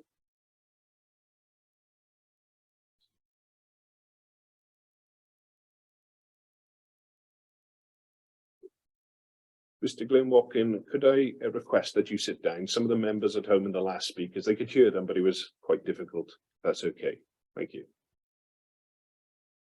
You have 5 minutes, Mr. Glyn Watkin. You may begin when you're ready. Thank you, Mr. Chairman. My name is Glyn Watkins, Chairman of Llangennew and Pandrobber Community Council. Just firstly, when you looked at that photograph then, it showed the 2 existing caravan parks that were there, but not the new site that's already been developed 18 months ago. So I wish you take that in hand, please. The Community Council are opposing the extension to the Tannerford Caravan Park on the following basis. The previous extension to the site has not been carried out as set out in the original plans. Visibility at the entrance is unsuitable. This has been conveyed to Powys County Council, but not addressed regarding previous application. The access is directly onto the A495. The current provision for the emergency evacuation and service to use Maithravel Wood to the rear of the site remains. The area in question is not owned by the applicant, therefore unable to be part of the emergency contingency plan. Planning conditions for the last extension have not been adhered to from March 2021.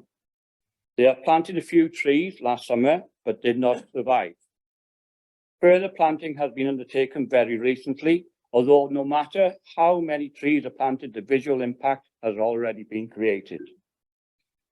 The proposed extension will have further detrimental impact on the landscape, and again in full view. Compared to other caravan park developments in the area, the quality of the site work is extremely poor. Powys County Council Emergency Planning Officer has stated that if you look at page 67, 7.3,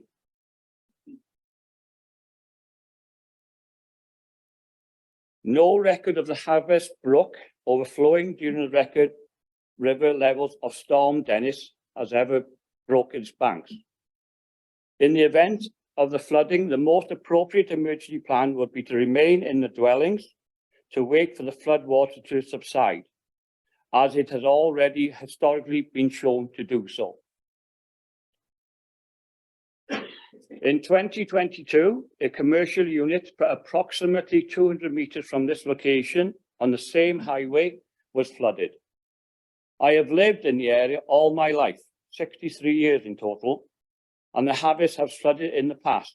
Therefore, the statement, I quote, has never been known to break its banks at this location in living memory is absolutely untrue.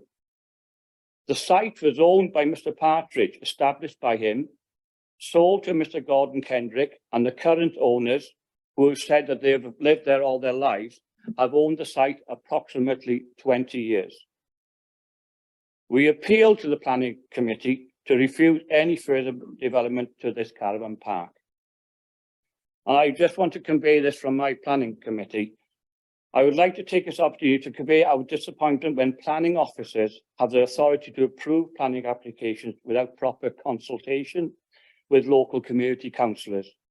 We are very fortunate to have young councillors in our ward. Unfortunately, they are becoming disillusioned when it comes to local planning matters, asking what is the point of us being here when decisions have already been made. Local residents of the community ask us what are we doing about certain planning applications, and their views, objections are not deemed important. Just one other thing, as we all know, that the Urdd National Eisteddfod is coming to Maithravel, which is going to be held next year. I had the main officer of the Urdd Eisteddfod call by yesterday and said that she'd come down past the road and she couldn't believe how that we allowed the planning of the last application that we had there. And that is coming from the head of the Earth Nationalist effort. And I said, we are trying to do our best. Thank you very much, Mr. Chairman. Thank you very much, Mr. Glyn Watkin.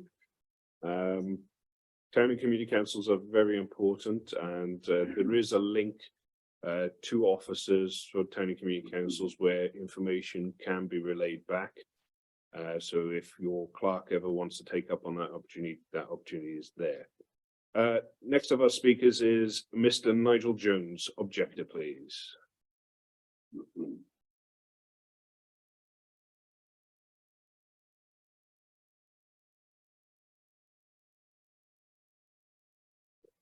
Mr. Nigel Jones, you indeed have 5 minutes and you may begin when you're ready.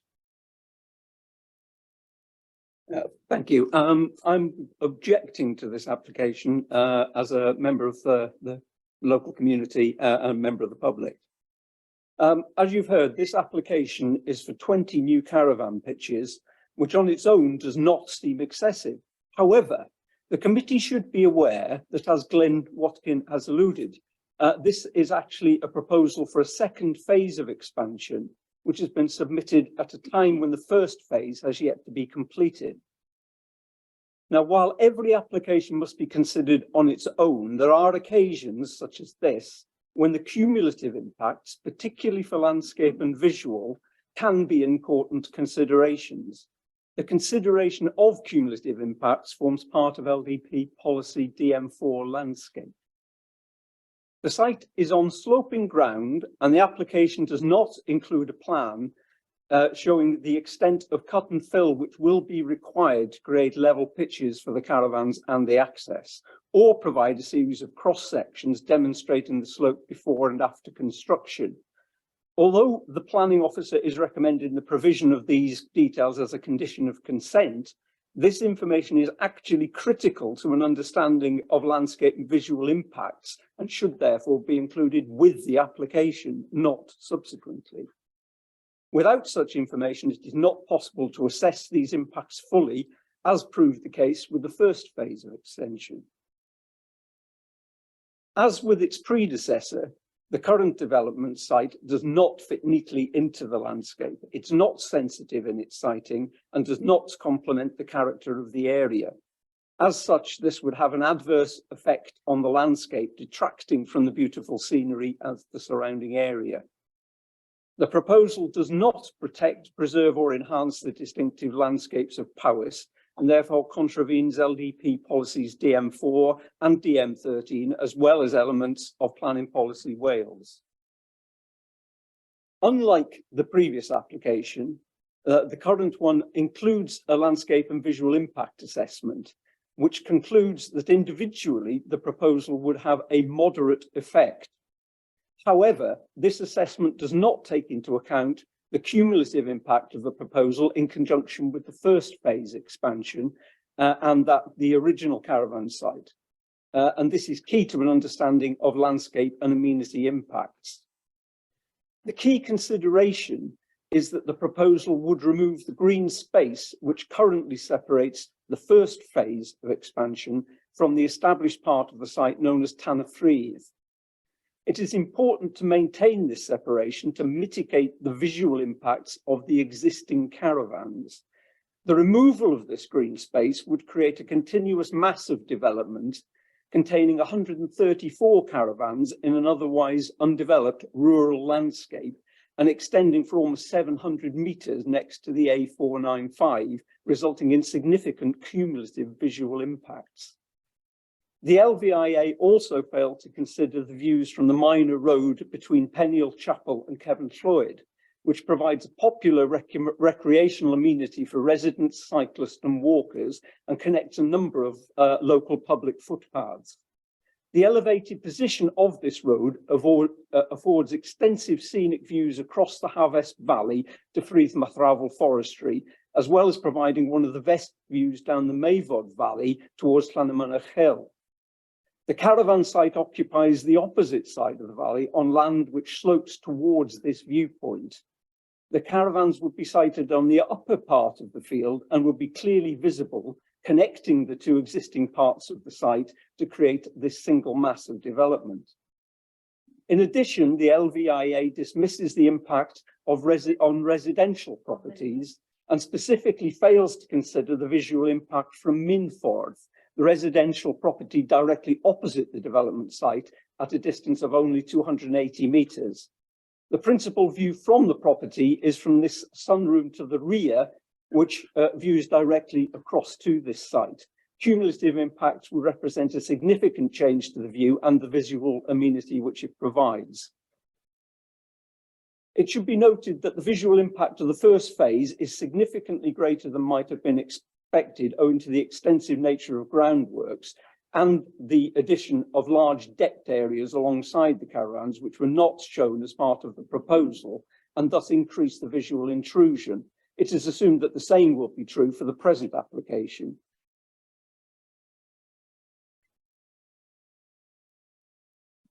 While a planting scheme has been proposed, this offers only limited mitigation and does not compensate for the loss of the green space which currently separates the two parts of the site.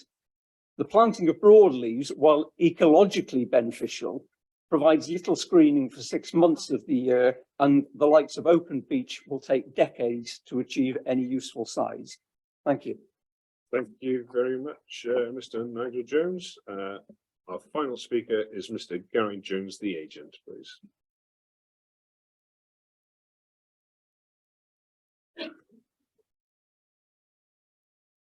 The second time today. Welcome, Mr. Geraint Jones. You have 5 minutes and you may begin when you're ready. Afternoon all again. Thank you for allowing me to speak in support of this application for the applicant. In comments made by the local member and the local community, the clients are aware that there were concerns with the original phase. There are outstanding items which they are attending to at the moment. There was issues with the previous contractor, which in short, he's now gone and there's a much better one in who's doing the work to a higher standard. Landscaping works are pushed on well this year and all items outstanding are being rectified. Therefore, they're happy that things are on point back at phase 1 should be to be completed to a high standard. For this application itself, it should naturally be assessed and determined on its own merits, and that can be seen for the officer's report. All the consultees are happy with the proposal and the officer is recommending approval. There are 2 matters we're aware of which are raised by the community as of concern. Firstly, the flood evacuation plan. In the unlikely event that the brook does flood and emergency vehicles are unable to get to site, the proposed route is through the forestry as mentioned. I've walked this personally and I can say that it is a good, viable route if people do need to get to site in an emergency. That is if the 2 scenarios do happen at the same time, so hopefully it won't happen, but there is an option for that. Secondly, for the actual landscaping of the site itself does lean itself as a logical infill. It's a fairly flat plateau on the land. It's got a slight slope to it, nothing considering compared to phase 1 at all. It can be well screened through some vegetation growth, which is proposed at the junction of the existing highway. And as a result, it should infill fairly well. The proposed landscaping scheme includes for about 69 extra trees, new hedgerows, and as this all matures, it will soften the landscape. As a result, we would appreciate if you can show your support for this application. Thank you very much.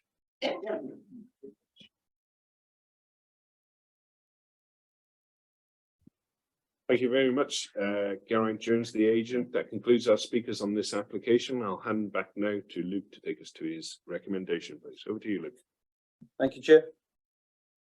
Here's the proposed site plan with the site outlined in red.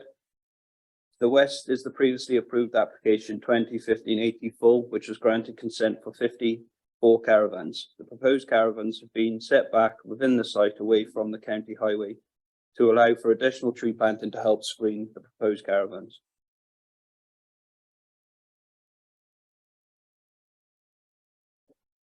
Sorry, 1 second. Here's a zoomed in view of the proposed site plan. The proposed plan also shows 69 trees of 7 different species, which will be planted across the site. So the site plan also demonstrates the internal road layout of the proposal and how the caravans will sit within the landscape. Here is a plan demonstrating the elevations of the proposed static caravan. Each of the units would measure approximately 10.7 meters in length and 3.7 meters in width. The units would measure a maximum height above ground level of approximately 3.8 meters. A condition has also been attached in relation to details of the external colours of the static caravans.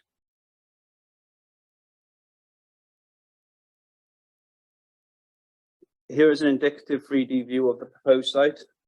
The principle of the development is considered acceptable as it complements an existing tourism facility, and the application site is considered a logical infill site within the grounds of the caravan park.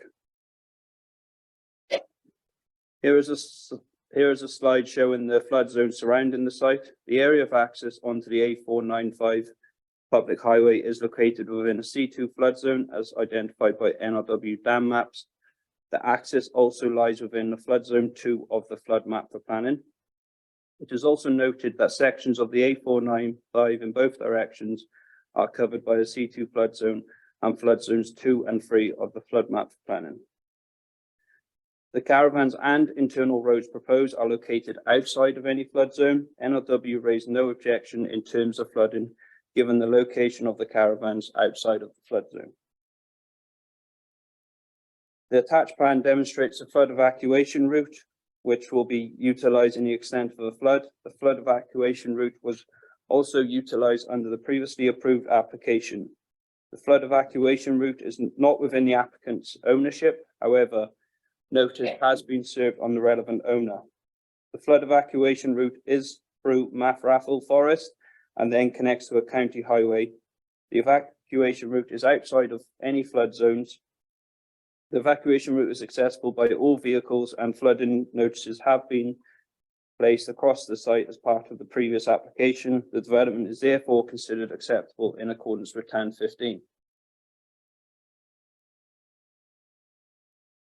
This slide demonstrates a list of buildings within close proximity to the application by the black dots. 2 grade 2 listed buildings are located within 260 meters of the site. The Built Heritage Officer has been consulted and noted, given there is no too limited intervisibility between the application site and nearby listed assets, the officer raised no objection to the development. It is therefore considered the proposed development will not cause a significant harm to the setting of the listed buildings. Several scheduled monuments lie within the application site, as outlined in blue. CADU has been consulted on the development and noted the development would not have created an additional visual impact, but they deem the cumulative visual impact of the existing and proposed development of the site would not lead to a significant impact upon the scheduled monuments. Here is a view looking left from the existing access to the caravan park towards the previously approved permission, 2015-18 full. The closest residential property to the site is approximately 240 meters. Given the distance between, it is considered the proposal will not have a detrimental impact on any neighbouring property in terms of amenity. In terms of noise, odour and pollution, Powys County Council Environmental Protection raised no objection. Here is a view looking right towards the application site from the existing access. Here is a view looking across the site from the existing access. As you can see, a line of existing trees fronts the site from the highway. The site levels also increase towards the rear of the site. Here is a view looking across the site with the boundary line of trees to the front, adjacent to the public highway. In terms of drainage, the proposal would connect to the existing treatment package treatment plant on site, which was approved under the previous application, with Powys County Council Environmental Protection raising no objection. Here is a view from the rear of the site, looking down towards the county highway. In relation to landscape impact, a landscape visual impact assessment has been submitted in support of the application. The landscape visual impact assessment concludes, subject to mitigation measures such as retention of existing trees and vegetation on the existing boundary, additional landscaping and setting back of the units to allow for softer landscaping, the development would have an overall moderate impact. The site is deemed a logical infill plot within the grounds of the existing park and is therefore considered acceptable. Here is a view from the rear looking towards the county highway with existing caravans adjacent. In relation to landscaping, conditions have been attached regarding the landscaping plan, level details and cross sections and details of the external colours of the caravans. Subject to the recommended conditions, officers therefore consider the proposal will not have an unacceptable impact on the Powys landscape. Here is a view of the rear looking down towards the public highway. In terms of agricultural land classification, the site is graded as 3B, which relates to moderate quality agricultural land and is therefore not considered the best and most versatile agricultural land and is therefore deemed acceptable.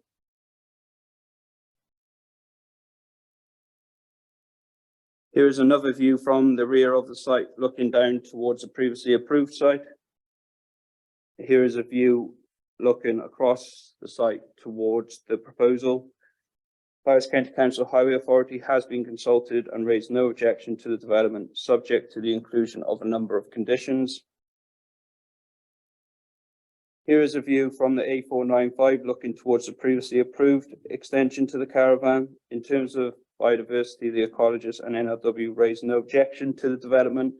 The ecologists recommended the inclusion of a number of conditions regarding external lighting and implementation of soft landscaping. Here are a number of photos of the flood evacuation route. The agent has submitted photos of the whole route, which demonstrates the site will be served by an escape/evacuation route outside of the flood zone. The local plan authority consider the flood evacuation route to be operational under all conditions, and therefore the risk to occupiers of the development can be acceptably managed, having regard to Town 15. Here are further pictures of the flood evacuation route. The track has a hardcore surface finish throughout the whole of the route. And here is a view towards the application site from the U2395 highway to the south, which is significantly raised above the application site. It's considered that the surrounding uses of the application site are for tourism, and the proposed site is a logical infill site within the grounds of the existing caravan. It is therefore considered the recommendation is one of conditional consent in line with the conditions within the officer's report.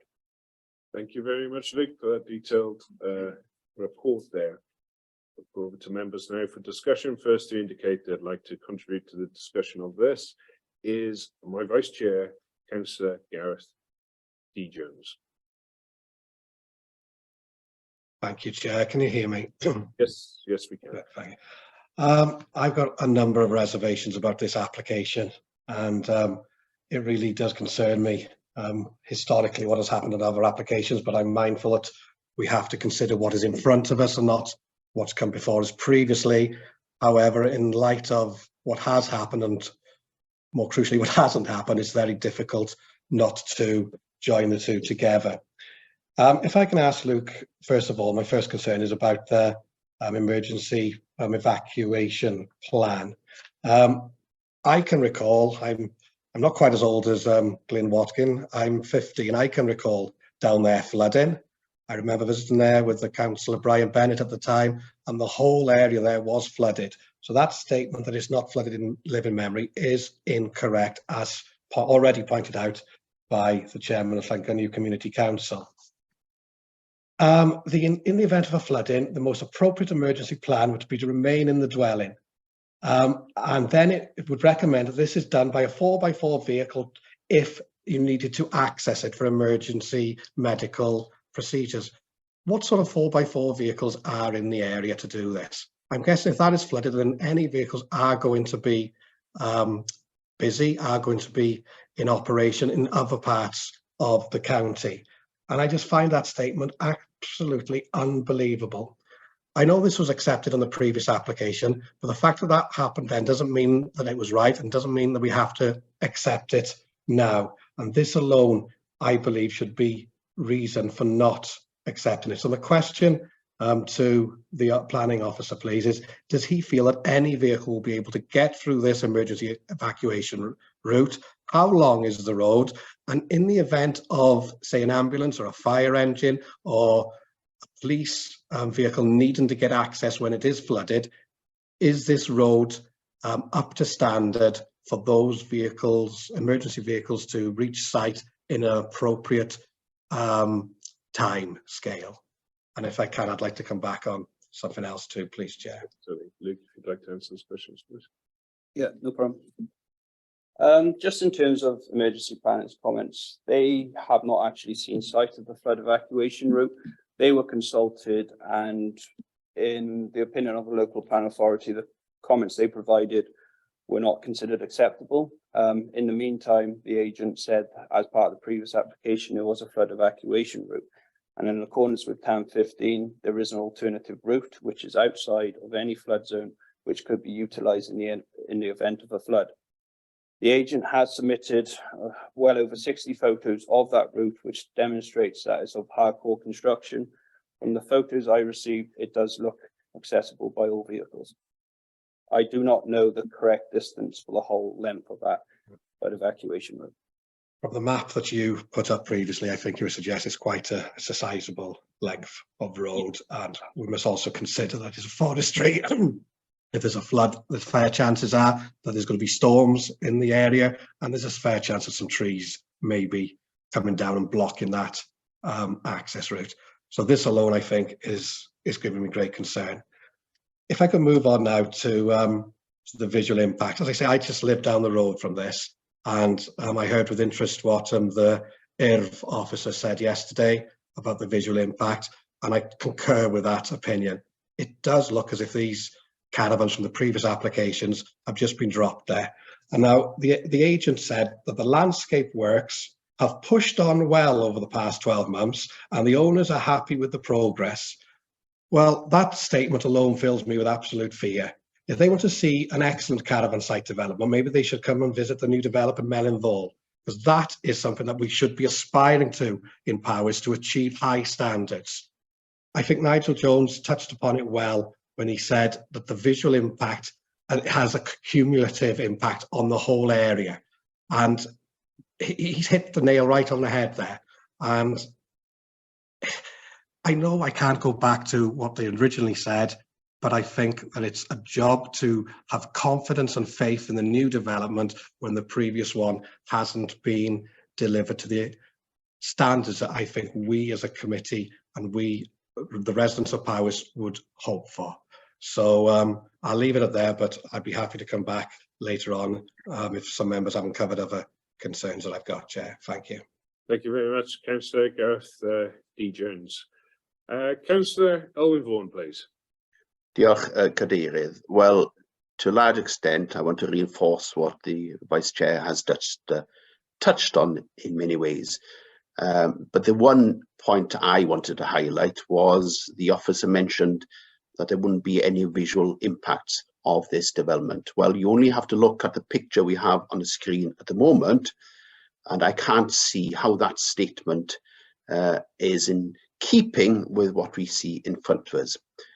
I have little faith from what has happened there in recent months since the last application that we will see any enhancement as we desire. We want quality investment, quality sites throughout Powys, and I'm afraid the current situation there is a site for sore eyes, a blot on the landscape, and does nothing to enhance quality tourism in Pontgomeryshire and Powys, and is a total disgrace really of what has happened. So there's a question about quality control by Powys to ensure that the previous application is in keeping with conditions, but then raises a question: if we approve this today, how will we monitor and ensure that such conditions are implemented? Thank you. Just in terms of any matters in relation to the previous application, they should be dealt with via the enforcement procedure. It's my understanding that we don't actually have a live enforcement case in relation to matters such as landscaping on the site. In terms of whether this application was approved and it was in terms of monitoring the conditions, we wouldn't actually do that unless we received an enforcement complaint, and then we'd go out and visit the site and investigate what's happening on the site. Well, all I can say, it certainly needs to be enforced and that with immediate effect. And I have deep reservations about this new proposal. Yeah. Peter, do you want to come in? Yeah, I think, was it Councillor Gareth Jones put it clear, it is difficult, I know, for members not to maybe blur the two, the historical application and the current application. Obviously, what we have in front of us is an application, and we have to determine that on its own merits in line with policy. So I think Luke's made it very clear. If somebody is unhappy with the works of an earlier permission and they don't think it's completed satisfactorily, that can be reported to us. I think we have had that earlier enforcement case relating to this site. We do have various tools available to us. The first thing we'd always try and do with enforcement, though, is negotiate a solution. But if that doesn't work, there are other powers we can use. Okay, so we can serve notices to ensure that conditions are complied with. So I just mentioned that. I suspect other members are going to raise maybe other things around landscape. And Luke might want to, I'm just looking at Luke, you might want to come back in a minute on that. I'll just mention there's various policies in the plan around landscape. So there's the tourism development policy. And as one of the speakers mentioned, there's policies like DM4 on landscape. And they're all referring to making sure development integrates within the landscape. That's the key. Well, on that point, I would say it doesn't integrate with the landscape. And if that's sufficient, I would say that would be enough of reason to refuse this application. Okay, but you have, I think it is condition 4 in the information pack, protects the integration side of things. I think there's a pallet scheme there, if I remember right. I think it's condition number 4. Right, did you want to come back on that, Councillor Elvin Vaughan, or you had? No, I was just making that point. I have no faith in the scheme at all. We all know this. I'm well aware that we can't refer to previous applications, but we all know the game that's been handled by agents, that they put separate applications in piecemeal to try and get through the system. That's all it is. But going on past experience, it's not good enough. Okay. Councillor Howard Hume, please. Yes, thank you, Chair. First of all, I'm going to comment again on the quality of this application. Lacks detail and clarity and is very vague in areas. Very disappointing once again. Secondly, I'd like to pick up on the flood evacuation route. Am I right in saying, Luke, that it is not in his ownership?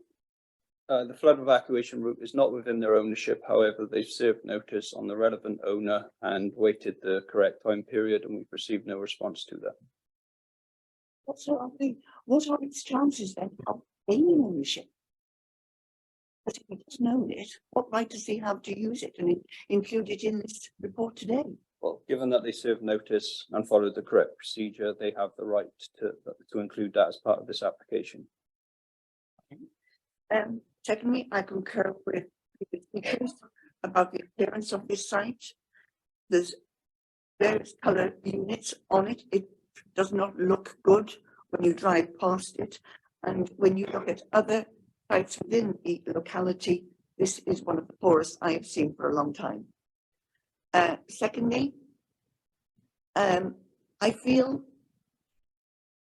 like Elwyn and Gareth are convinced that are going to be adhered to.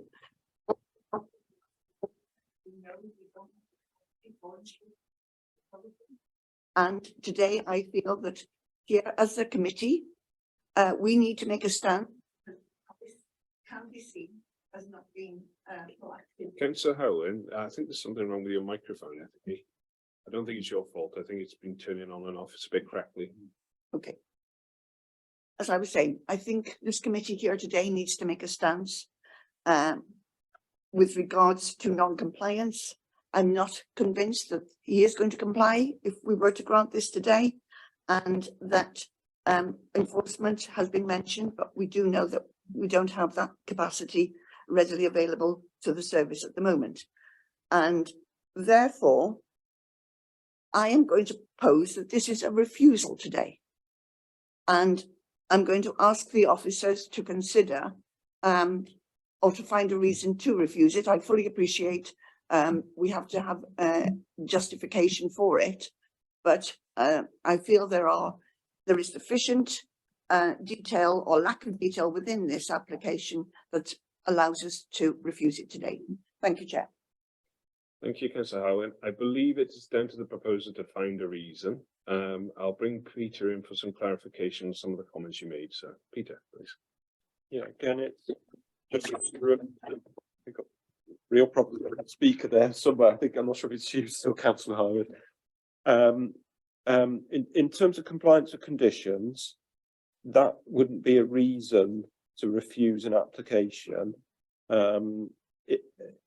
As we've said with an earlier application, it doesn't have to be this site, it could be anywhere else. If somebody fails to comply with conditions, sorry, I'm just going to pause a second and check. Carol, are we all right with speakers here? We've got everything on. We've got a Christmas tree up here. Can members at home still hear Peter and still hear members in the chamber? I can still hear Peter, but Hyland was coming over very crackly. Yeah. Yeah, I'm hearing loud and clear. And I can.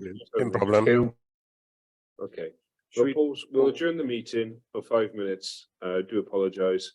We have some technical difficulties in the chamber. The speaker lights are all illuminated, just for reference at home.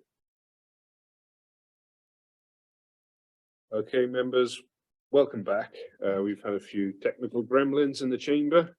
I'm afraid we're going to have to do a roll call once again. Over to you, Carol, please. Okay, Chair. So Councillor Carl Lewis. Present. Councillor Gareth D. Jones. Councillor Tom Colbert. He'd actually put a message in to say he's left. Councillor Angela Davis. Councillor Deb Edwards. Present. Councillor Les George. Councillor Harlan Hume. Councillor Peter James. Present. Councillor Adrian Jones. Councillor Gareth E. Jones. Present. Councillor Karina Kenyon Wade. Councillor Ian McIntosh. Present. Councillor Jeff Morgan. Councillor Gareth Pugh. Councillor Edwin Roderick. I'm out. Councillor Gwynfor Thomas. Yes, still here. Councillor Owen Vaughan. Councillor Jonathan Wilkinson. And Councillor Hugh Williams. I'm out. Thank you, Chair. Okay, thank you, Carol. We were talking, I think, Councillor Howard Hume, you were in the middle of what you were saying, where we got cut off. So Okay. back to you. Yes, I propose that we refuse this on the grounds of cumulative impact. Okay, bring Peter Morrison, please. Yeah, okay. I think I've just read the planning protocol. What you're doing is the correct procedure. So if you wanted to go against officer recommendation, you might need to put your light down, councillor.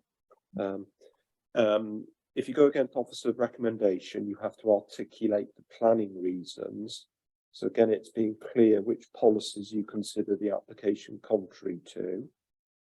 You as a committee have also, if you went that far, you've then got another option as well, which could be to consider whether you go into a cooling off period and defer for further consideration of reasons, and you could bring it back to the next committee if you so chose.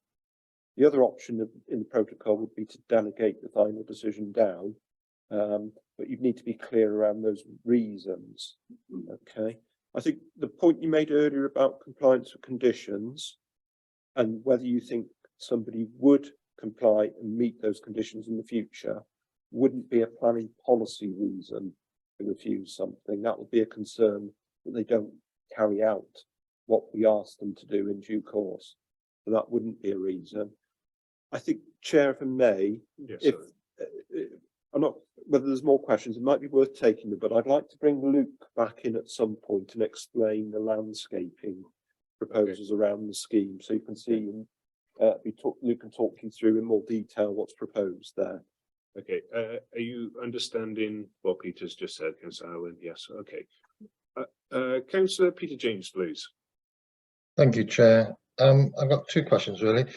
is there a designated green space area for recreation? And has that been increased for the 20 new caravans on the site? And I think you stated, Luke, that the 20 new caravans are going to be connected to this the original sewage treatment installation. And how many can that take in future as a top up to the actual treatment installation?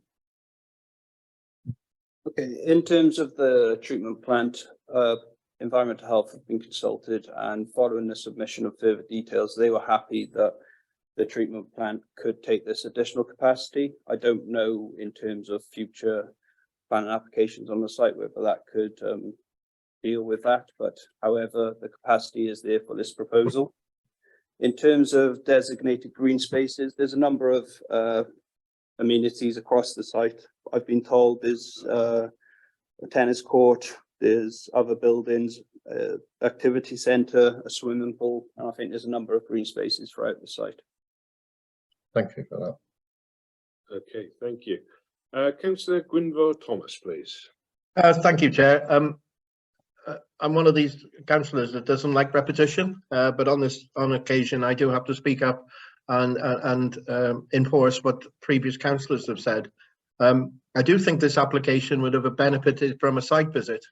I'm slightly fortunate because it is in my adjacent wards. I'm 6 miles away from me, and just by chance, and I drove this road the other day, and I haven't drove this road for some time, and I'm shocked at the visual impact.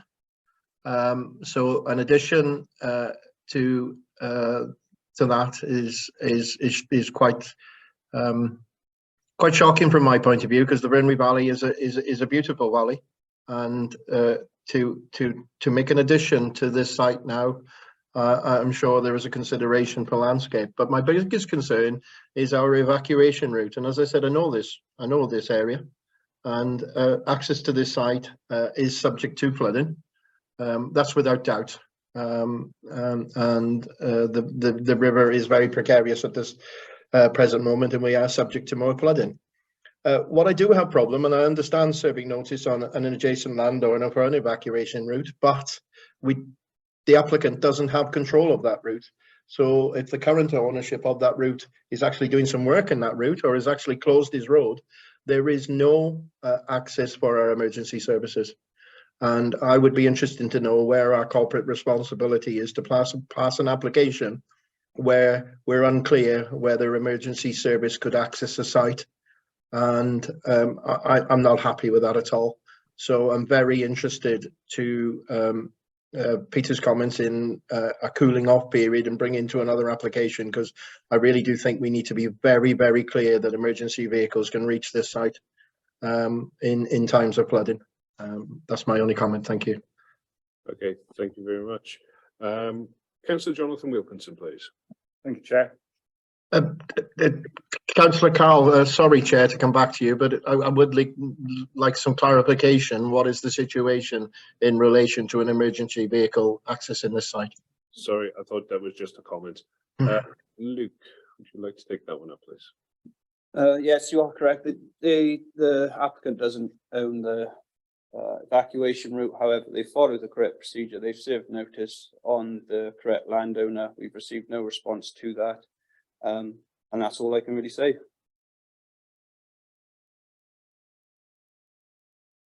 Councillor Gwynfor, would you like to come back?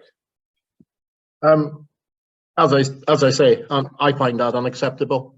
We have a responsibility to everybody staying on that site, because at that time they will be Powys residents, and to be in a situation where unclear an ambulance or fire engine, we could have a massive tragedy on our hands, and I wouldn't be agreeable to passing an application when we're unclear on that. Okay, thank you. Councillor Jonathan Wilkinson, please. Thank you, Chair. Yeah, I share many of the concerns expressed by some of the previous councillors and planning committee members, and I live locally. I've lived here in my life, and some of the assumptions made in this application are bewildering to me, particularly surrounding flooding, flood risk.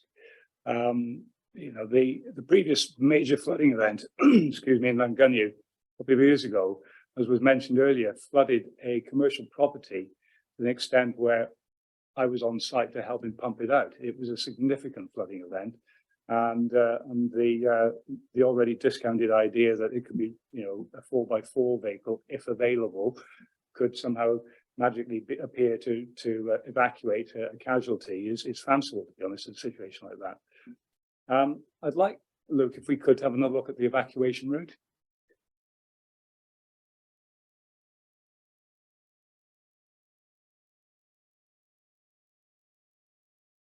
I'm struggling.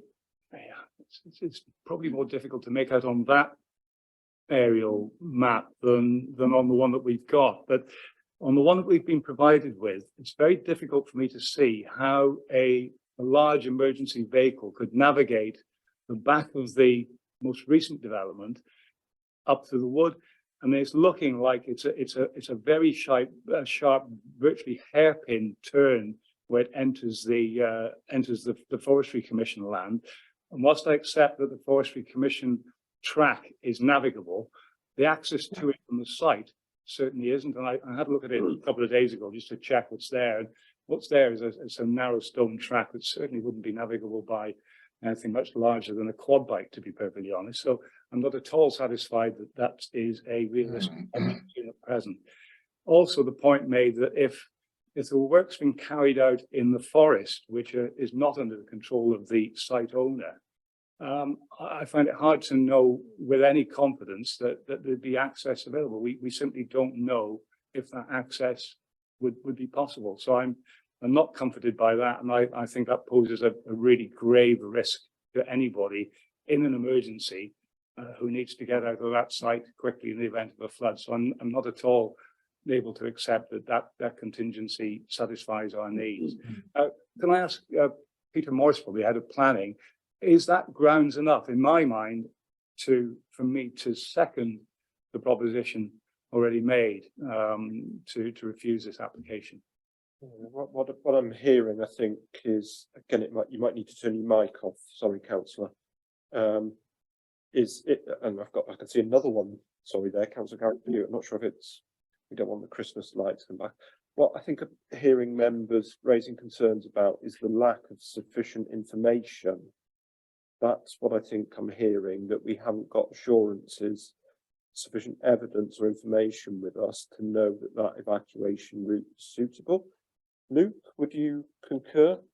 No, I disagree with that. I'd probably say there is a section within TAM 15 where it says that the evacuation route has to be operational under all circumstances. If you're saying that you don't think it would be operational under all circumstances, as there may be people working in the forestry, that's up to you. But in terms of the information, I feel we do have enough information regarding the flood route. So with that in mind, Peter, am I on those grounds alone able to, there are a number of other concerns I have, but I'm trying to focus on one. I think the difficulty for you, I think if you went down that route, is Luke is sure that it complies with TAM 15. So I'm not confident that that would be a good ground to go against the recommendation. So, but would I be permitted to do that? You are permitted to do so if you've got, as I said earlier, you articulate a planning reason. My job is to advise you whether I think that's a good reason or a poor reason. And listening to Luke, I would be advising you it's probably a poor reason. And if I were to use my judgment, exercise my own judgment to which we have to do as planning committee members, and actually on balance then decide, well, actually, I think it's a good enough reason. Could I then use that reason? You are entitled to, yes. Yeah, thank you. So with that. Yeah, I was just going to say, if you don't feel that flood evacuation route is operational under all circumstances, then that would be your main reason in terms of flood evacuation. Thank you. On that basis, I would like to recommend refusal of this application on that basis. Okay. So you're proposing this as, yeah, okay. Councillor Howland proposed on landscape and visual impact, I believe. So that was, so I've got two proposals here. one from Councillor Howland Hugh. I'll remove mine Okay. in favour of Councillor Johnson's. Okay, thank you. Okay, members, Councillor Angela, please, Angela. Yeah, Angela Davis here. Thank you. Thank you, Chair. So looking at the picture of this particular development of 20 caravans and the landscaping and the trees that are on that map, I actually think this is a lovely development. It looks lovely, 20 caravans in the countryside. We know that Powys is reliant on tourism, so that on its own, I would suggest, is perhaps a good application. However, I'm looking at the map that was included in our pack. We've got the site rounded in red. I don't know if you've got that one on your screen. And to the one side, there's a holiday site. To the north of it, or south, I'm not sure which way this map sits, is a holiday site. But there is nothing on this map to indicate that extension that's currently under place that was clearly shown in the photos. So I'm a little bit confused, and I want some clarity on what else is around this area, because I feel that in the last application, again, I felt the actual plans for that building were actually rather attractive and had flats, etc. But I didn't feel that that building sat correctly within the location. And I feel here I haven't been given the accurate information about the location, because my map shows grassland to the side of this application, and the picture you're showing there clearly shows development to the side of the location. So actually, this isn't 20 caravans in the middle of the countryside. It's actually quite a substantial caravan park. So I'd like to know how many caravans altogether there are, because I think that does matter. And I've Googled the population of the hamlet of Llanganw is about 582 people. This is quite a substantial increase in population, isn't it, for a very, very rural area? So are you able to tell me how many caravans there are in total there at the moment? No problem. There's 228 consented caravans at the site.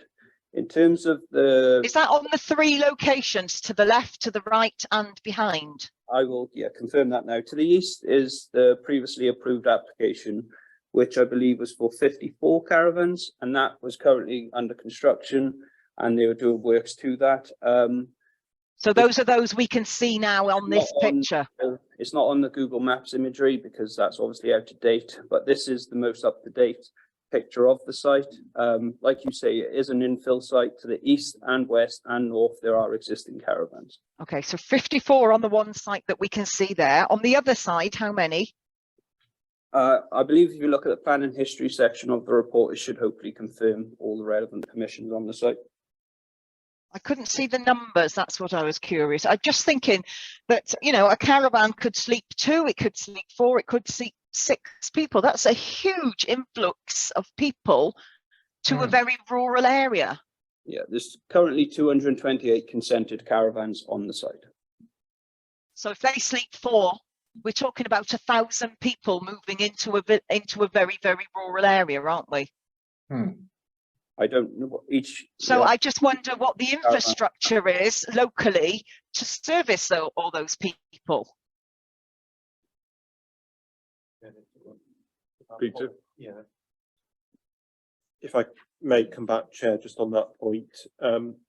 This is obviously that people can raise, or members can raise concerns about local infrastructure capacity and so on. We have to determine this, though, in line with policy. So if that was a concern, you then need to find the right policy to raise that issue against. I don't think there is one. The Tourism Development Policy, TD1, doesn't go into that. So whilst I appreciate those concerns, I don't think there's a planning reason there at the moment around that. Okay. Do you think perhaps there should be?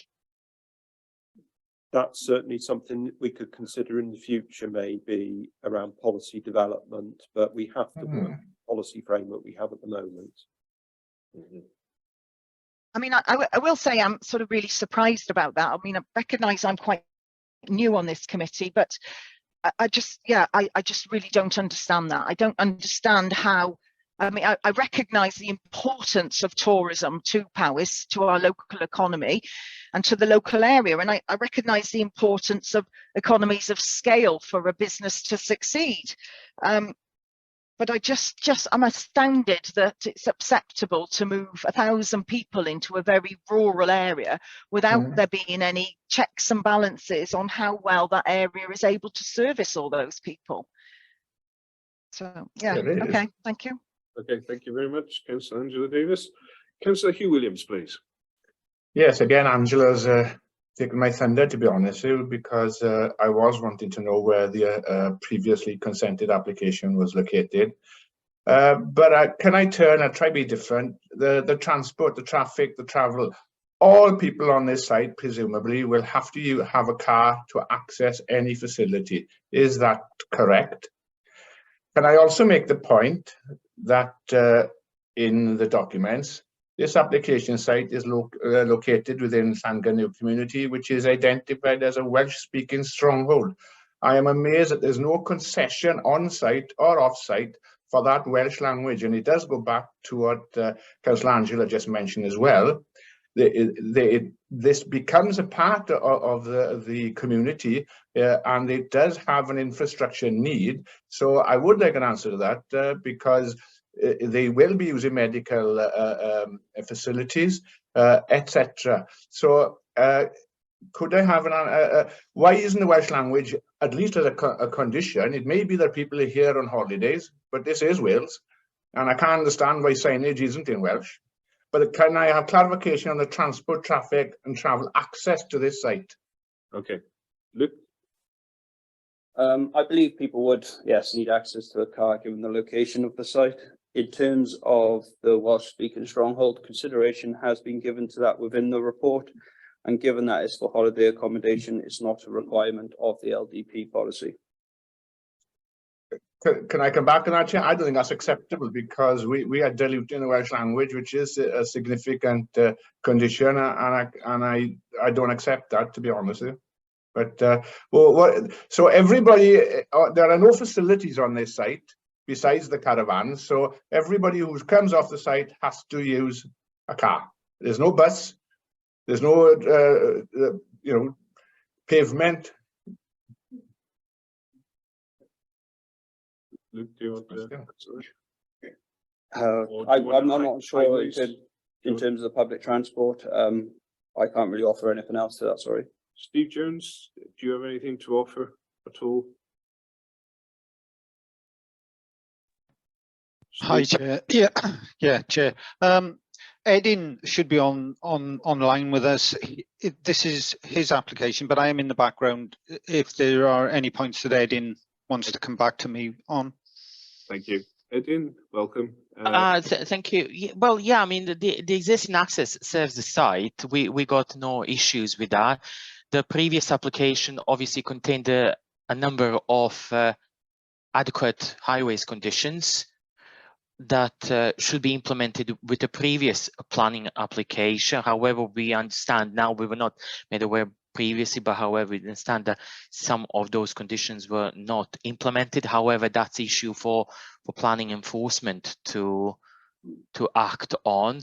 And in respect of this application, we've simply put almost the same conditions as previously to secure adequate highway visibility. Otherwise, we got no issues that those improvements can be made. And if application is granted, we requested those conditions to be attached to any consent given. So hopefully that. Would you like to come back? Yeah, but my point is the number of movements, at least off that site. There are 248 units, possibly 2 cars in that. You could be upwards of 400 to 500 cars. What is the volume of number of cars that come to and forth to that site? And there is no alternative. Is that correct? And there are no facilities on site, by the way. Yeah, obviously there are no alternatives, but the existing access, it's adequate to serve. It's already serving a existing large site. So bold figure for holiday movements. It could be between 2 to 4 vehicle movements a day per vehicle. People go out in the morning, visiting local areas.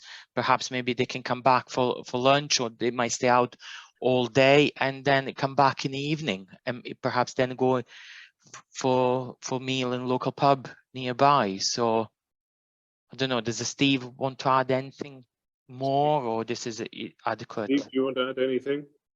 Well, I think it's right to recognise that alternative modes of travel are limited here. There's no doubt about that. But from a highway perspective, there is capacity on the road.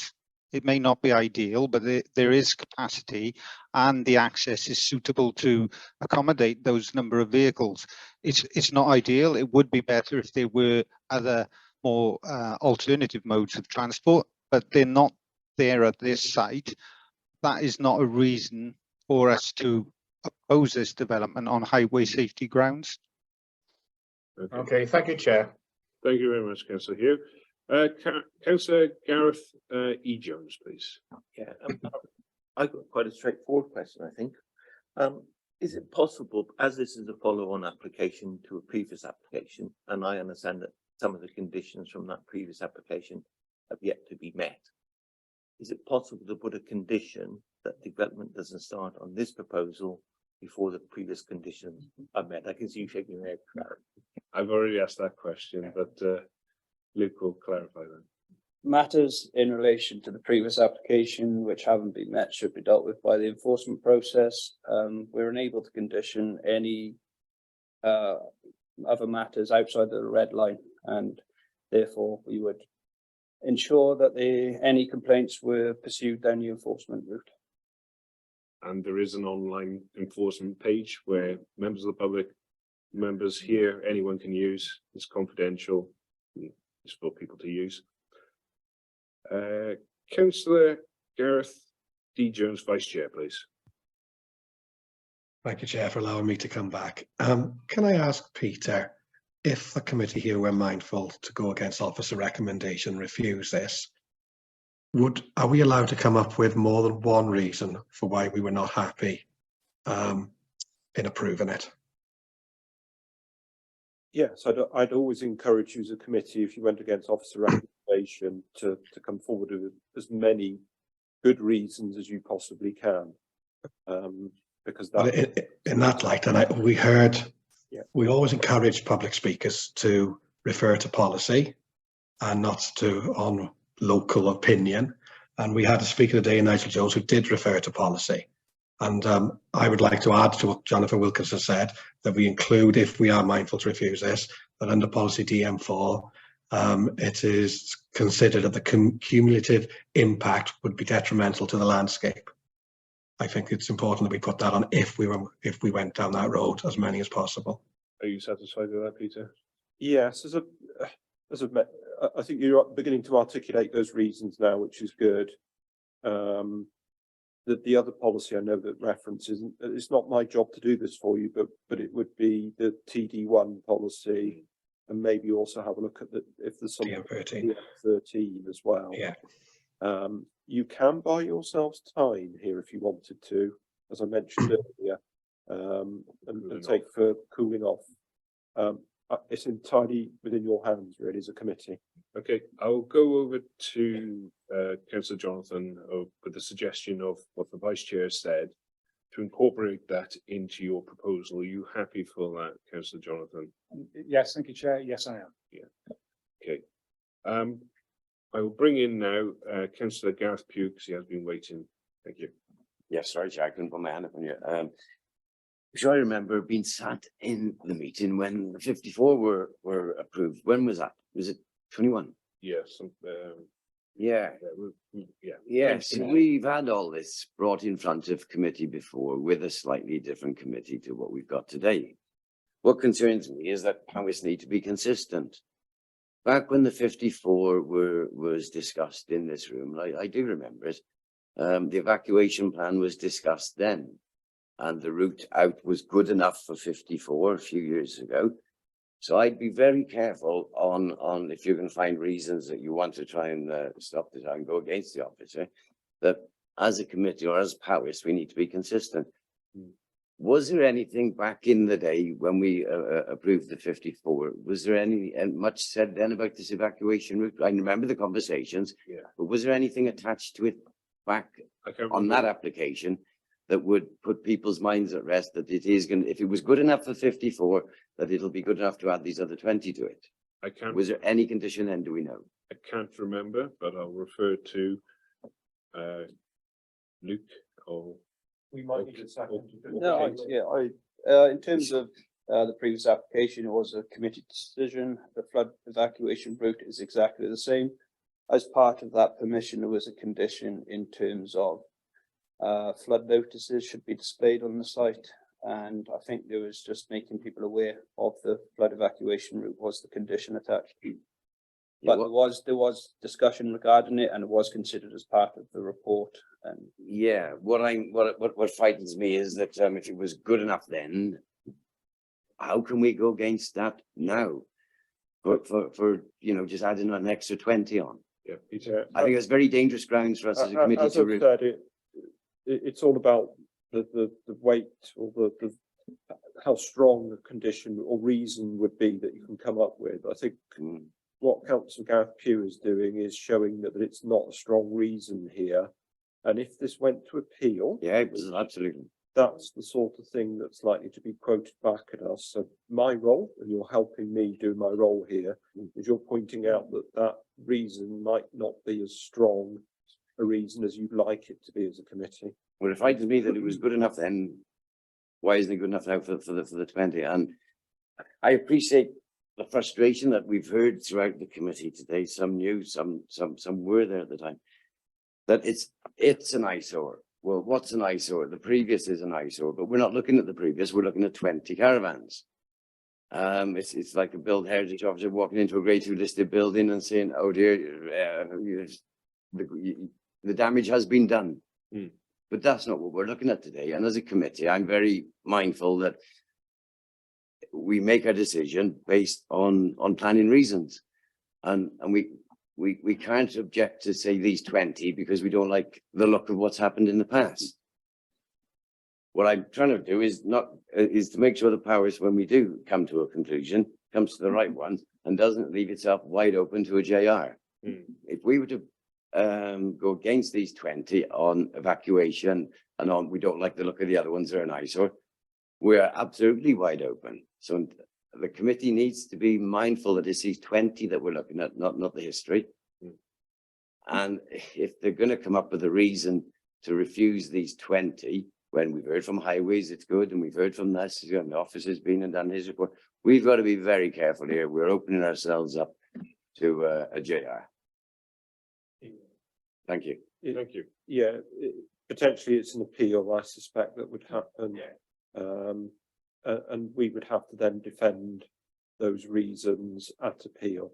That's why the committee needs to come up with as robust reasons as possible. And I'll always advise if I think they aren't as strong as they could be. I'm nervous about them at the moment, which is my professional opinion. But it terrifies me, Peter, because we've already approved the 54 and now we've got a mere 20 in front of us. Yeah, it terrifies me that we could refuse this. We've got to be some seriously good grounds. Yeah, my role is to advise you, and ultimately the committee will make the decision. Okay, I'll bring Councillor Jonathan Wilkinson in after Councillor Elwyn Vaughan, if that's okay. Okay. Councillor Elwyn Vaughan, please. Diolch, Cadeirydd. Just quickly, thank you, coming back. Well, the issue is basically the cumulative effect, and we have used the statement in the past, the adverse impact on surrounding area. So obviously a cumulative effect does have a large effect. Also in light of what Councillor Hugh has mentioned in terms not just of the effect of the Welsh language in that area, but also the vehicle movements, which is a huge concern environmentally these days. In actual fact, this application in many ways could be argued it's not consistent with the Future Generations Act, which is law in Wales. And I see no reference at all to that in the application documents. Diolch, Councillor Elwyn. Councillor Jonathan Wilkinson, please. Thank you, Chair. and thanks for Councillor Gareth's useful input there. But as you've already said, Peter, we are looking at this application on its own merit, irrespective of anything that's gone before. So we really need to look at the evacuation plan for this application, irrespective of what's happened before. We can't have it both ways. And so I am considering an evacuation plan for this application. And I consider it not to be sound. Whatever's happened before, well, we may or may not have got it right then. I expressed some concerns at the time, but I am considering the evacuation plan for this application. Okay. I would ask you, Councillor Jonathan, obviously you're the proposer of refusing the application. Would you take upon, obviously, the main issue here is the evacuation plan. We all have concerns around that. And there is No, I disagree, Chair. I think now we've introduced other factors in there, namely cumulative impact. So I think we as Peter said, we're building on something I've already said. Yeah. No problem. Councillor Ian McIntosh, please. Thank you, Chair. I was wondering whether Jonathan and whoever seconded it would consider adding to what their reasons for refusing this, and that is on the what everybody's already raised, which is what I put in the chat, and that is the adverse impact on the surrounding area. I know in the past we have turned down applications because of that, but I feel on this particular occasion, although we're not supposed to take into consideration the existing site there, and we need to look at this one on its own merits, I do think that cumulatively together it is going to have a detrimental impact on the surrounding area. So that for me is enough to justify us turning down this one, because it's going to make a massive impact on the surrounding area. And I know that on its own we managed to turn down applications in the past, and if that was added on to the other concerns over the the method of escaping through the forests, would that do? Okay. Yeah, as I said, the more reasons you give, probably the better, but they've got to be legitimate reasons. So I think you're correct, probably around the cumulative impact, linking that then to policy DM4, CD1. The evacuation route, I think Luke made the point around TAM 15. We think it's compliant, so I suspect if we have to defend that, that will be put back at us to try and defend. So it's not as strong as I think a reason maybe is the cumulative impact and landscape impact reason. Okay, I'll bring Colin in as well for a bit of legal advice. Yeah, just very briefly, and to emphasise what Peter said, my concern is, and there's case law to say that the solicitor advising a planning committee is quite entitled to say this. My concern is if your reasons for refusal are weak, you expose the authority to the risk of costs. If an inspector finds that your reasoning is unreasonable, then he can make an award of costs. So just bear that in mind. Yeah, I'm aware of that. I think that's the concern that's been raised over the the emergency exit route, in that on the points that Gareth Hughes raised earlier, which I agree with entirely, which is why I think we could still use that, but perhaps enhance it by putting in this adverse impact on the surrounding area as the main reason, really, because I know it's stood in the past. It's one that I think is a damn good reason now, because it's clear looking at the photo in front of us now. If we're going to end up with another load of caravans there, it's going to be a blot on the landscape. I'll bring Peter in and then I'll go back to Luke. Thank you. Yeah, it would be very clear here. You're at liberty to find these reasons why you want to go against the officer recommendation. I think the stronger they are, the better, to avoid those risk of costs potentially against us as an authority in due course. The cumulative impact one is a reason. How strong is that reason? You could look at this as an infill type development because it's surrounded already by caravans. Okay, so again, it's probably not necessarily the strongest reason to my mind. Otherwise, we would be here probably as officers recommending a different recommendation. Luke, do you want to add to that? Yeah, I'd just add to that. We've obviously there's 69 trees to be planted across the site. There's further conditions regarding hard landscaping levels and cross sections. As Pete said, to the east and west, you've got existing caravans, and to the north, to me, it appears to be a logical infill site, and I would have concerns regarding the cumulative landscape impact of that. Okay, Councillor Ian McIntosh, would you like to come back? I'd take on board what they say, really. So I'll leave it for others to decide what we should, where we should go, really. I'm just mindful that we have turned down applications in the past on their own on, adverse impact on the surrounding area, and that's been good enough. Even if we were to just suggest that on its own with this particular application, forgetting the fact that there's other caravans there on, in the surrounding area. I don't know what more can add. Sorry, Chair. Okay, thank you. That's my view anyway. Thank you. Thank you very much. I do have a proposer, no seconder though. Councillor Hughes. Happy to second if that'll help. Yeah. Oh, for turning this down, you mean, or for going ahead? Yeah. Happy to second the turning it down. Okay. Could we I'll go back to the proposer again. Could we articulate the reasons, exact reasons why, and also Councillor Jonathan Wilkinson, are you happy for it the exact wording to be delegated to the lead professional, myself, and Vice Chair?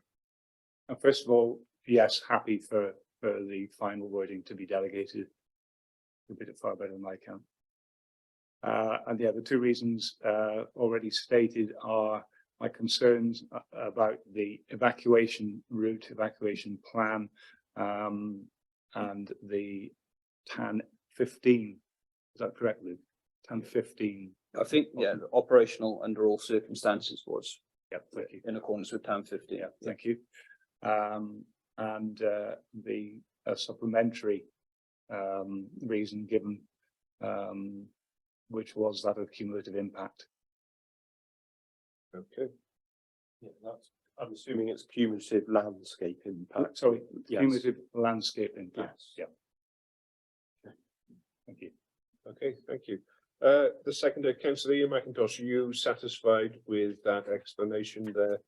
Yes, that's fine. On the cumulative impact, I'm not sure whether it's the landscape or the surrounding area, maybe in the term we've used in the past. Again, I'm happy for the officers to find the strongest way of wording that. Thank you. Well, I would suggest that be added as well. Okay, we'll add that as well, Councillor Ian. Going back to Councillor Jonathan, you happy for that, Councillor Jonathan? Yes, Chair, I am. Excellent. Good stuff. As there are no other speakers, before we go forward, do you want to point out about the indivisibility between? I think it's covered, was it? There was no harm. Yeah. Okay. Brilliant. Okay. As it has been proposed and duly seconded to go against the officer's recommendation, the voting slip will appear momentarily in the chat. Those members who can't vote electronically, please use the paper slips, and Colin, our solicitor, will be around now to pick them up. Chair, can you make it clear this time that for means what and against means what? For means now against the officer's recommendation, and against means that you're not going along with refusing the application, if that's clear. Yeah, I understand. Sorry, I understand this. Get it right. So you've proposed to go against officer's recommendation, so therefore you would want to vote for. Those that don't align with your recommendation, your proposal, would vote against, and those that can't make up their mind usually abstain. Okay.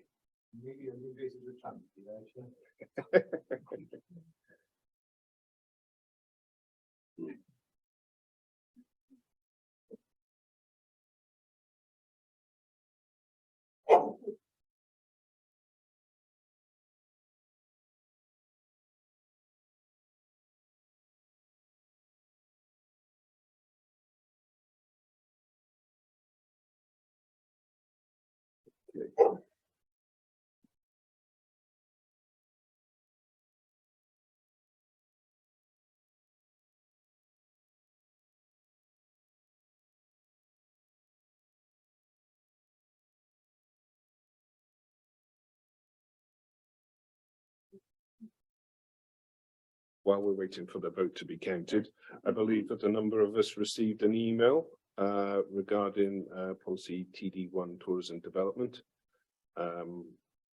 We will have a little chat about that after going through the agenda.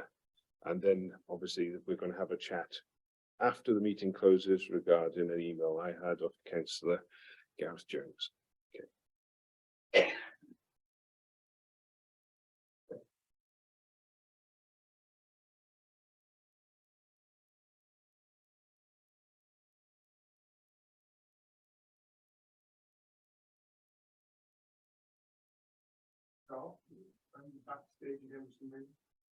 Right, okay. Do you want to vote paper?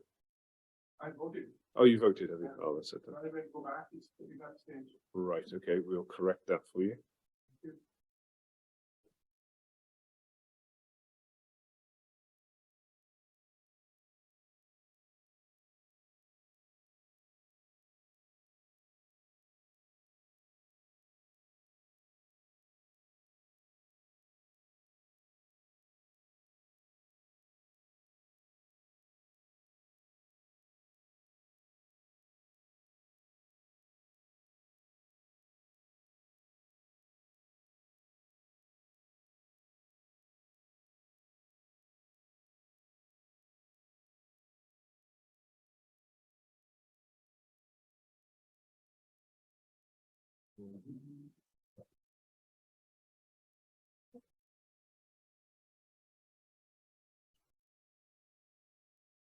Right, thank you, Chair. Thank you. So we've got 17 members in the meeting.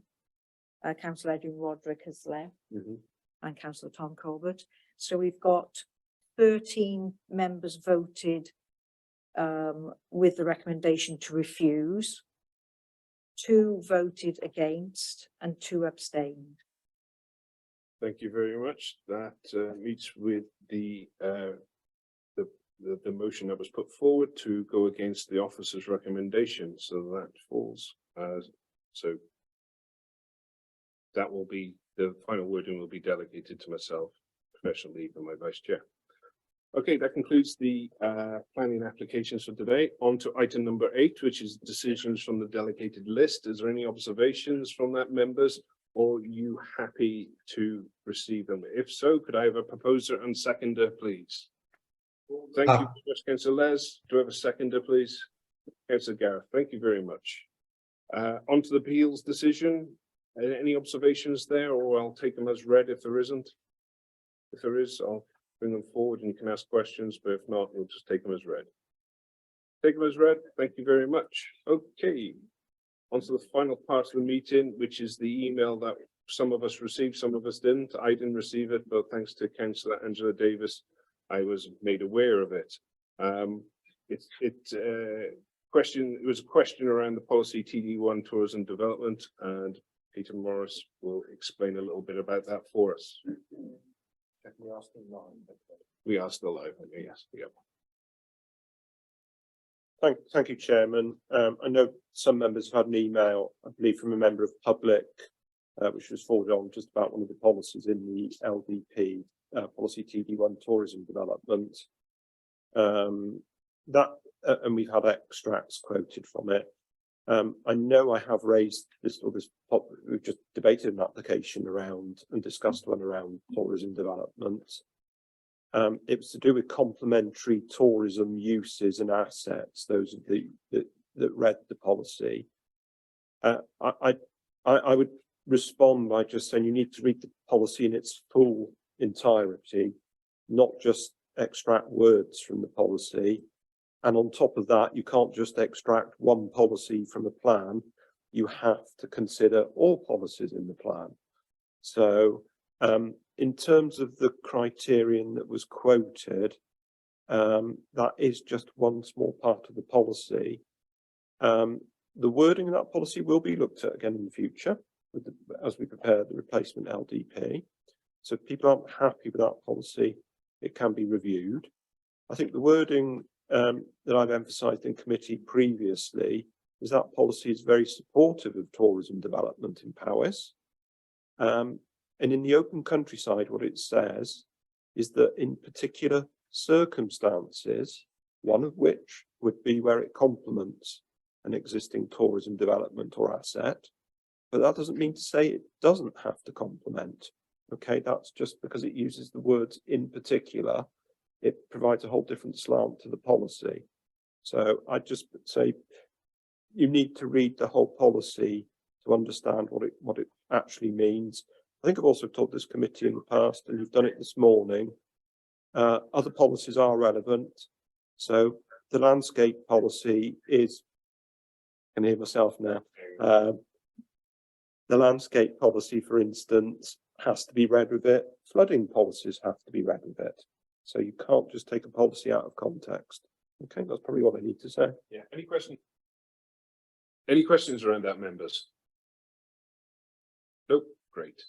Okay, that just remains for me to say thank you to you all. Apologies for my late arrival this morning.